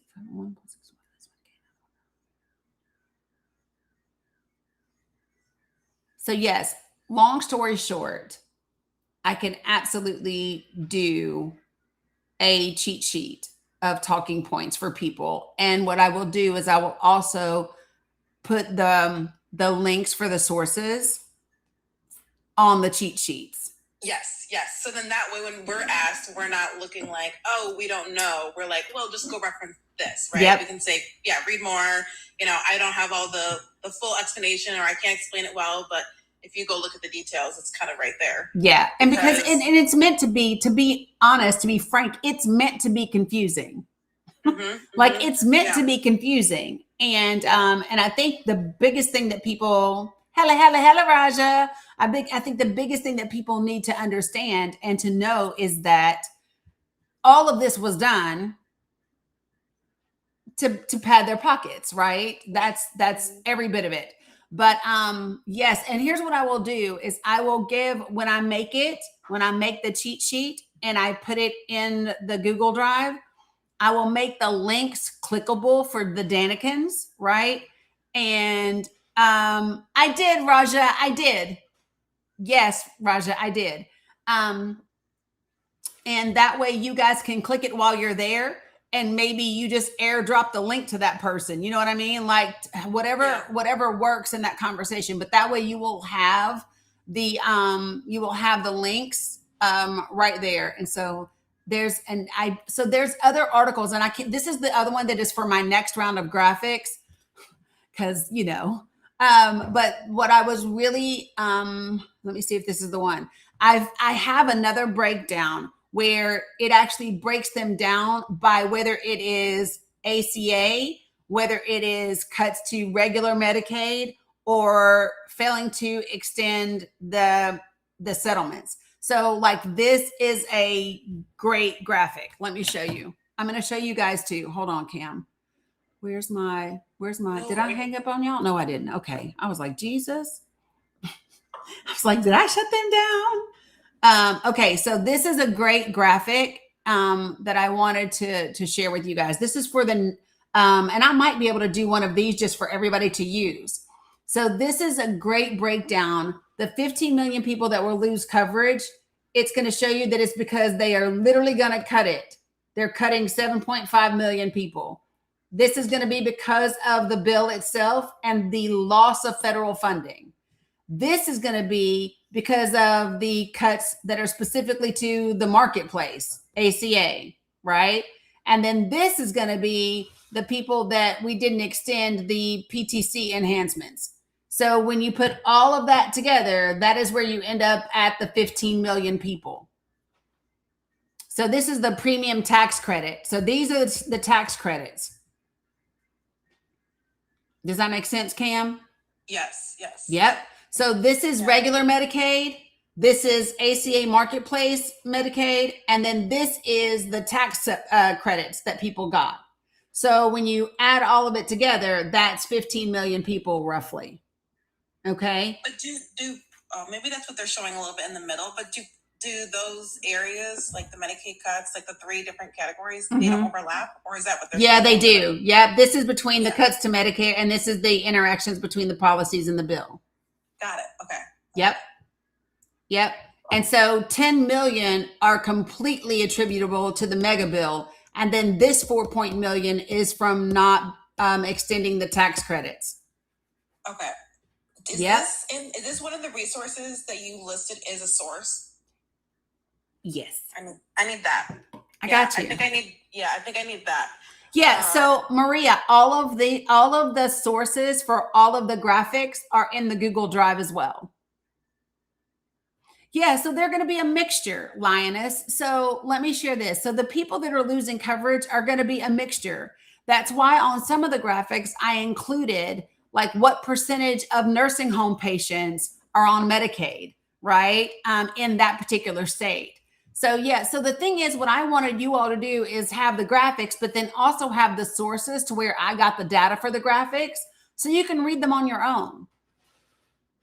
100%. And that's, so everybody, you'll have access to all of that on Thursday.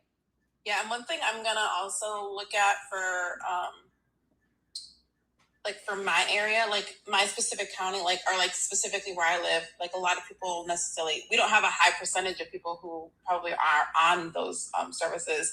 But the reason why it's also important, even if you're not using it, right? Even if you're not a recipient, because, right, like our kids still go to the school. So we don't want, like, for her healthcare, right? I mean, we're like, we want to make sure that, children are being vaccinated and things like that, like herd immunity, right? So that's another, that's like a huge thing. I'm not going to go down like a huge rabbit hole necessarily with people. But if people kind of have this, well, I'm not on it, why should I care approach, you should care because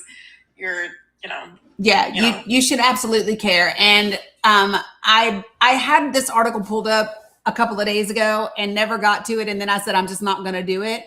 But I believe it's Politico or ProPublica. Let me look real quick and let me see if I see it. It literally says what it would look like if people literally just stop getting their vaccinations. And and I think the day that I was going to go over it, there was some really heavy stuff that was already happening. And I was like, I ain't adding no more shit to people today. So I just pushed it off. But I'll see if I can find it and I'll include it as well. So yes, all of the articles, all of the sources where I get stuff. Thanks, Care Bear. All of that is in the Google Drive where it says source links. And there's a Spanish and an English version. And all of the Medicaid fact sheets for all of the states is in there. So if you haven't seen that by KFF, it's amazing. There's a map. You can literally click your state and it will break down what percentage of people in your state are on Medicaid, what percentage of that are in rural areas, what percentage of that are like different ages, what percentage of them work, what percentage of them, like what percentages of births in your area are in your state are covered by Medicaid, what percentage of children in your state are covered. Like it's a whole breakdown. And it's a really great piece of information. And so Renee, that's one of the things that we're going to go over on Thursday when we talk about how to have these conversations. If you say, well, I don't know anybody that's on Medicaid or, none of that stuff is going to affect me. The reality is that it does, because the same way that we talk about gas prices being a global thing that impacts everyone, right? Because even though the United States of America, we're not as impacted as some other countries are, say, for example, like Japan, by what's happening right now. But you have to understand that it's a global market. The insurance industry is a national market. So when the insurance industry is going to lose money in one place, I can promise you what they're not going to do is eat that loss. So how are insurance companies going to make up for this lack of federal funding? There's a gap in money now. Yeah, there's a gap in money, and they are going to come get that money from you. Right. That's who they're coming to get it from. And that is why you have to care, right? Hey, put your background back up, just so we can get more people kind of coming in, listening to the conversation. While you're doing that, for anyone who doesn't know what Dani and I are discussing, well, in addition to talking about the Medicare and Medicaid cuts, we are talking about the larger project and initiative that Dani is doing, which is Project for the People.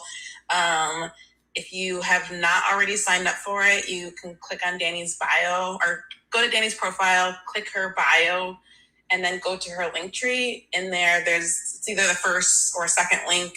There's a link to sign up. You'll put in just your name and I think like where you're from. Only Dani sees the information, but it's for Project for the People, which is Dani's initiative to kind of get us all connected. I think the name speaks for itself, but it kind of is an initiative for us to kind of all connect together. It's not for Democrats, it's not for Republicans. It's for people. It's just for people, and it's for everybody. So if you're not already participating, please do so. Join the Discord so that you can kind of stay updated. Sandy puts, daily updates in there. She does. And Dani does as well. So please go ahead and jump in. Yes, and if you haven't already, please go ahead and do so. I'm sure we can get, 4 or 5 people just doing this message alone, I'm sure a few people can go ahead and sign Get up if you themselves haven't signed already. up. Yeah, I'm excited. We're literally at 406 people today. And Love that. yeah, so I think that what people don't understand about all of these things is that we are all connected together. And what impacts one group of people is inevitably going to impact other people. And so the whole idea, and so like I can't stand that whole, well, it ain't me. I don't have that. Why does it matter to me? It should matter to you. Just first of all, because you should be a decent human being that cares when people lose access to healthcare, right? But in case you're not, let me tell you how it will impact you eventually in some way, shape, or form, right? And so that's the reason why I really wanted to,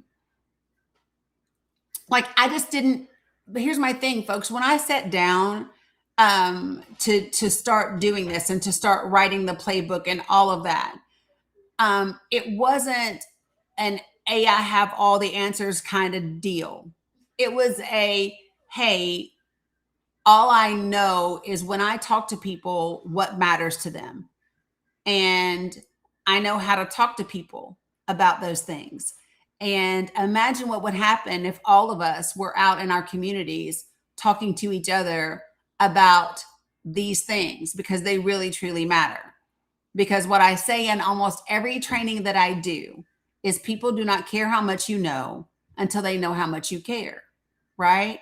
So when you start out by talking to people about the issues that are going to impact them, even if they don't know they're going to impact them, right?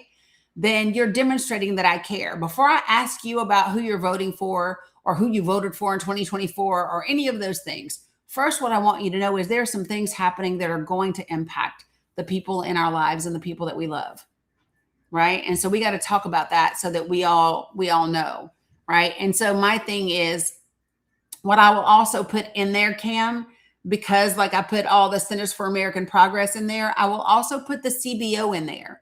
And that's directly from the Congressional Budget Office. And I'll put anything that I find from the GAO, which is the Government Accountability Office, so that everybody can double and triple check if they want to, right? Yeah. That way, you can't, it's not me. It's literally, and one of the things that I want people to know about this, and this is important for you all to know when you have conversations. If you look at numbers and they're off by a little bit from this source to that source, what you want to know is if this source published this report in June of 2025, and this source published another one in September, the number of people enrolled has changed, right? And so that's what people need to understand, is that the numbers aren't always going to be the same, because things happen. People are born, people die, people lose jobs. So now they qualify because of their financial reasons. You see what I'm saying, you all? Medicaid numbers are never stagnant. So if people say, well, how come this site says this, but this site says that? You automatically look at the dates of the sites, right? And then be able to say, well, enrollment in insurance changes from 1 month to the next, depending upon, people being birthed, people dying, and then people qualifying and people then not qualifying, because you can end up making too much money and then they take it away. You know what I mean? So just keep that in mind, folks, when you are having conversations. And it is perfectly okay to say, I'm not an expert, but what I know is that people are losing it, and I want people to know, right? So, and then this is a perfect opportunity to say, you know what? You can call, maybe you have the congressional district information, the phone number for their senator and the phone number for their congressperson. And this is a perfect opportunity to say, I just called to verify whatever, and hey, call your representatives and ask them how much they know. Yeah. And I know you have the sources there, which will be a good place for me to point people to. Yep. I just want to make sure that I'm not, Yep, I got you. I went to one, make sure that I understood, and then B, make sure it was enough that I understood enough to share that information with others, because I'm just anticipating the questions of what if I'm not on it, or what all this means. And I think that you definitely answered my first question, though.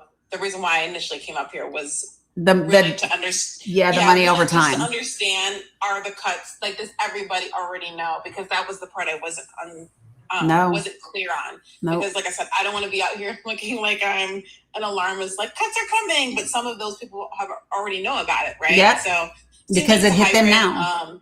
It seems like it's a hybrid of people who do know and don't know is what I'm understanding. Yeah. Yep. Yeah. And this is the part that one of the things that I think is great to point out to people is we're not dumb people, and it is complex for us. I want you all to think about elderly people or even younger people who don't know how to navigate these systems and the complexities and all of those types of things. And wouldn't it be nice to be able to just have information in layman's terms that says this is exactly what this thing is and what it means to you? And I wish we had that in our government, and we don't. Yes, ma'am. I'm getting ready to make you some lunch. Come here and say hi. Look, say hi, Miss Cam. Noodles. Yep. You want some noodles?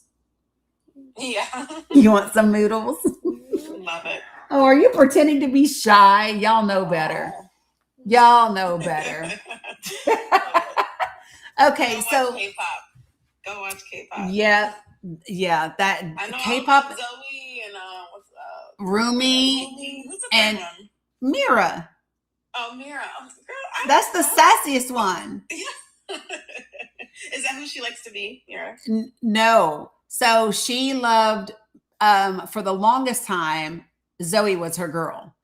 I'm usually Zoe because, Genevieve makes me pretend to be someone, so I'm usually Zoe. And Genevieve is usually Rumi?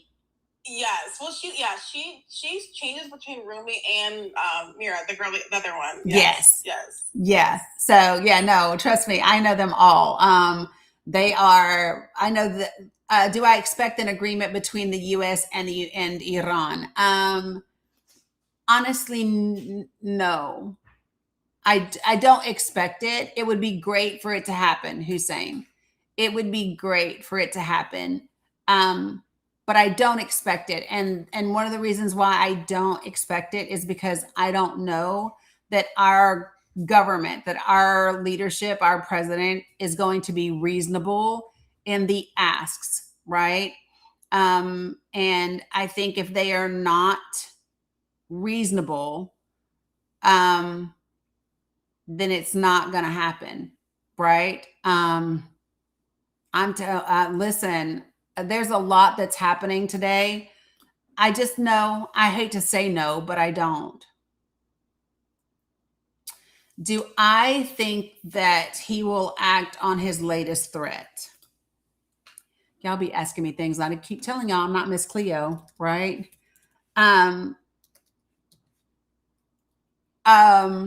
Yes, Iran is standing on business. 100% undoubted he is. So let me tell you what, let me just say this.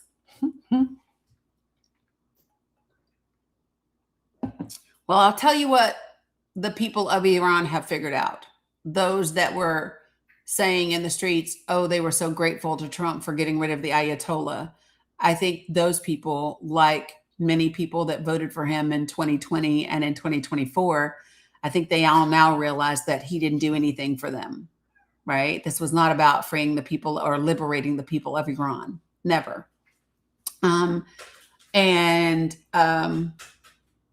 Do I think that he will do something? My answer would be yes. Do I think he's going to do what he said this morning? No. And the reason why I say no is because I think he will run into significant resistance from military leaderships, the generals and the admirals and such.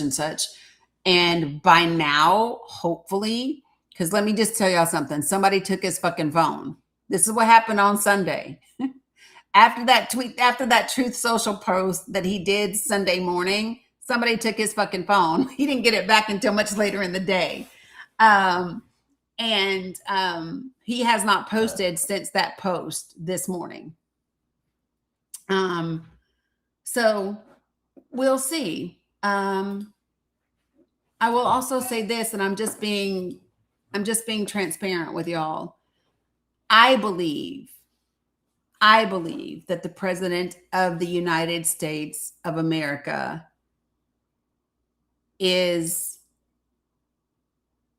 I believe he's a sociopath. I just do believe that, based on his behavior, based on what he does and what he says and how he behaves.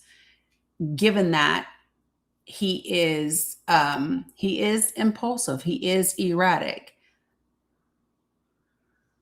Yeah, he did post this morning, right? And so here's my thing about that. I know for a fact that military leadership has pushed back. That is why General George was removed. Okay. General George did not want to do what they were doing. So listen, you all, I can't stress this enough. When those planes went in and those soldiers were downed and the F-15 was shot down. Okay. And you saw 100 damn soldiers and C-130s coming in for the rescue. That's not how you do a rescue mission. That's not what you do. We don't send 100 people, and we damn sure don't send C-130s for that purpose, right? What was happening was an attempt to get to the enriched uranium that Iran has. And they were met with significant resistance. And as a result, those vessels were already there. We had a couple of Black Hawks that were downed. We had several different things that were damaged significantly during that whole escapade. So I think, the F-15, but we also had Black Hawks that were injured. That were damaged. We also had Black Hawks that were damaged. We also had a vessel that was damaged. The United States of America, at one time, we claimed that we blew something up to keep Iran from getting it. Iran says, no, you didn't, we did. And to be honest, I believe Iran over us. So we had we had F-15s and we had C-130s. That's the deal. So I just so that everyone is clear, it's my personal belief, as well as some other folks that I spoke with this morning, that was a botched operation. And that's probably the reason that General George was removed, is because he said absolutely no to that fuckery, because he knew it wouldn't work. And the bottom line is, I don't know how they think they're going to put boots on the ground. They couldn't even carry out this sloppy ass mission. It's just not feasible, right? It's just not. And there is talk of hundreds of soldiers that have contacted a particular organization that appreciate TB Action, that soldiers can contact when they are considering conscientious objectors.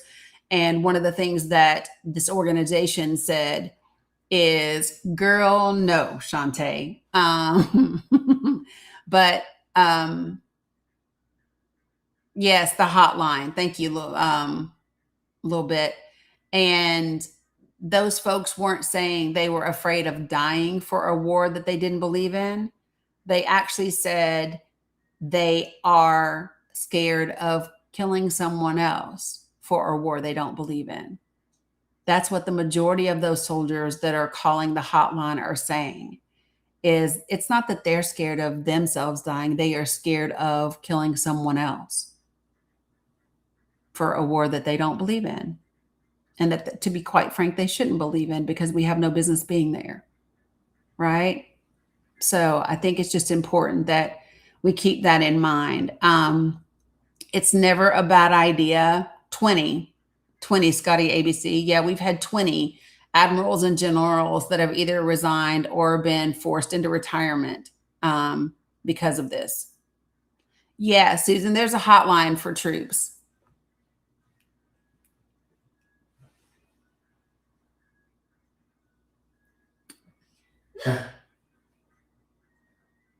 Yeah, no, he did. He did post on Truth Social. That's the truth. That's the truth that I read this morning. Right? That's the truth that I read this morning. Yeah, he hasn't posted since then. It has been 5 hours since he posted, and what he posted was that whole civilization will die tonight. It just depends, Jarita. They go over laws and what the options are for those military persons and things like that, and they can get in touch with JAG or whatever.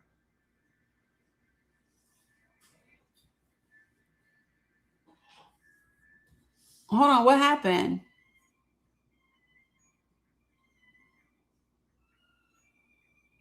What happened? I don't think she was talking to, I don't think she meant it in a bad way. Hold on.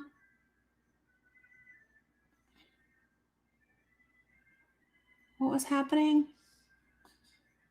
I'm seeing an exchange that happened, and I'm not clear as to what.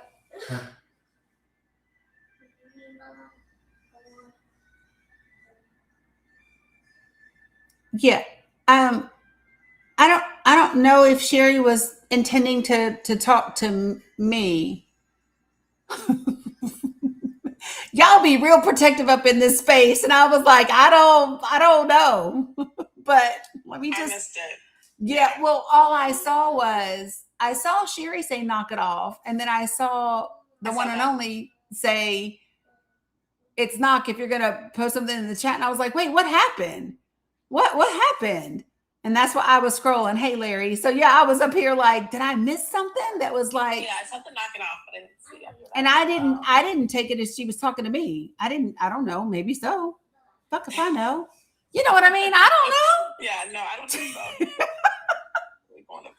I didn't take it that way, but I was just like, what happened real quick? Like sometimes the chat gets intense real quick, real quick. Yes. And I appreciate it. Yes, exactly, Kat. Lots of vets and attorneys have been providing support since the troops were sent into, like, actually on the streets in LA. Yeah. Yeah, be careful, Mila, so that you don't fall, okay? Yeah, no worries. So let me, because I'm gonna fix her some noodles and let her eat. I'm going to use, Carla said I immediately picked up my phone. You're hilarious. Okay. I do that too, Carla. Like when I'm working and you're like, I'm usually watching the chat, but sometimes I'm like working while looking at the chat at the same time. And then if I hear you be like, who did that? What happened? I'm like, wait, hold on a second. Right. Yeah. So Shantae, I normally don't talk about him like when he says something, because like I just don't. But yeah, I'll take pieces of it and then we'll see. Because normally he doesn't say anything worth listening to. But here's what I need to do. I need to get off here so I can feed her. And then I need to get back to graphics, sources, and resources for all of you all.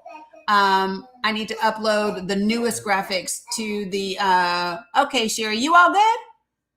I need to upload those to the copyright office. So the newest ones are in there too. I don't think I have the Spanish ones in there, so I have to upload those. Other than that, what am I trying to say? I don't know. I may, and listen to me and hear me when I say this, I may come back for a live tonight. Okay. He didn't tell me what time, which you're good, Sherry. Okay, cool. Yeah. Okay. So yeah, I might. I'll see you when I see you. If not, it will be tomorrow. But I kind of sort of do want to do yeah. You know what? Tonight might be good because I know that some people could use a little bit of calmness tonight. Yep. With all the shenanigans. So. This is my thing. Yeah. This is why I'm saying I may come back around like 7 or 8 as we head into that deadline time. Girl, you won.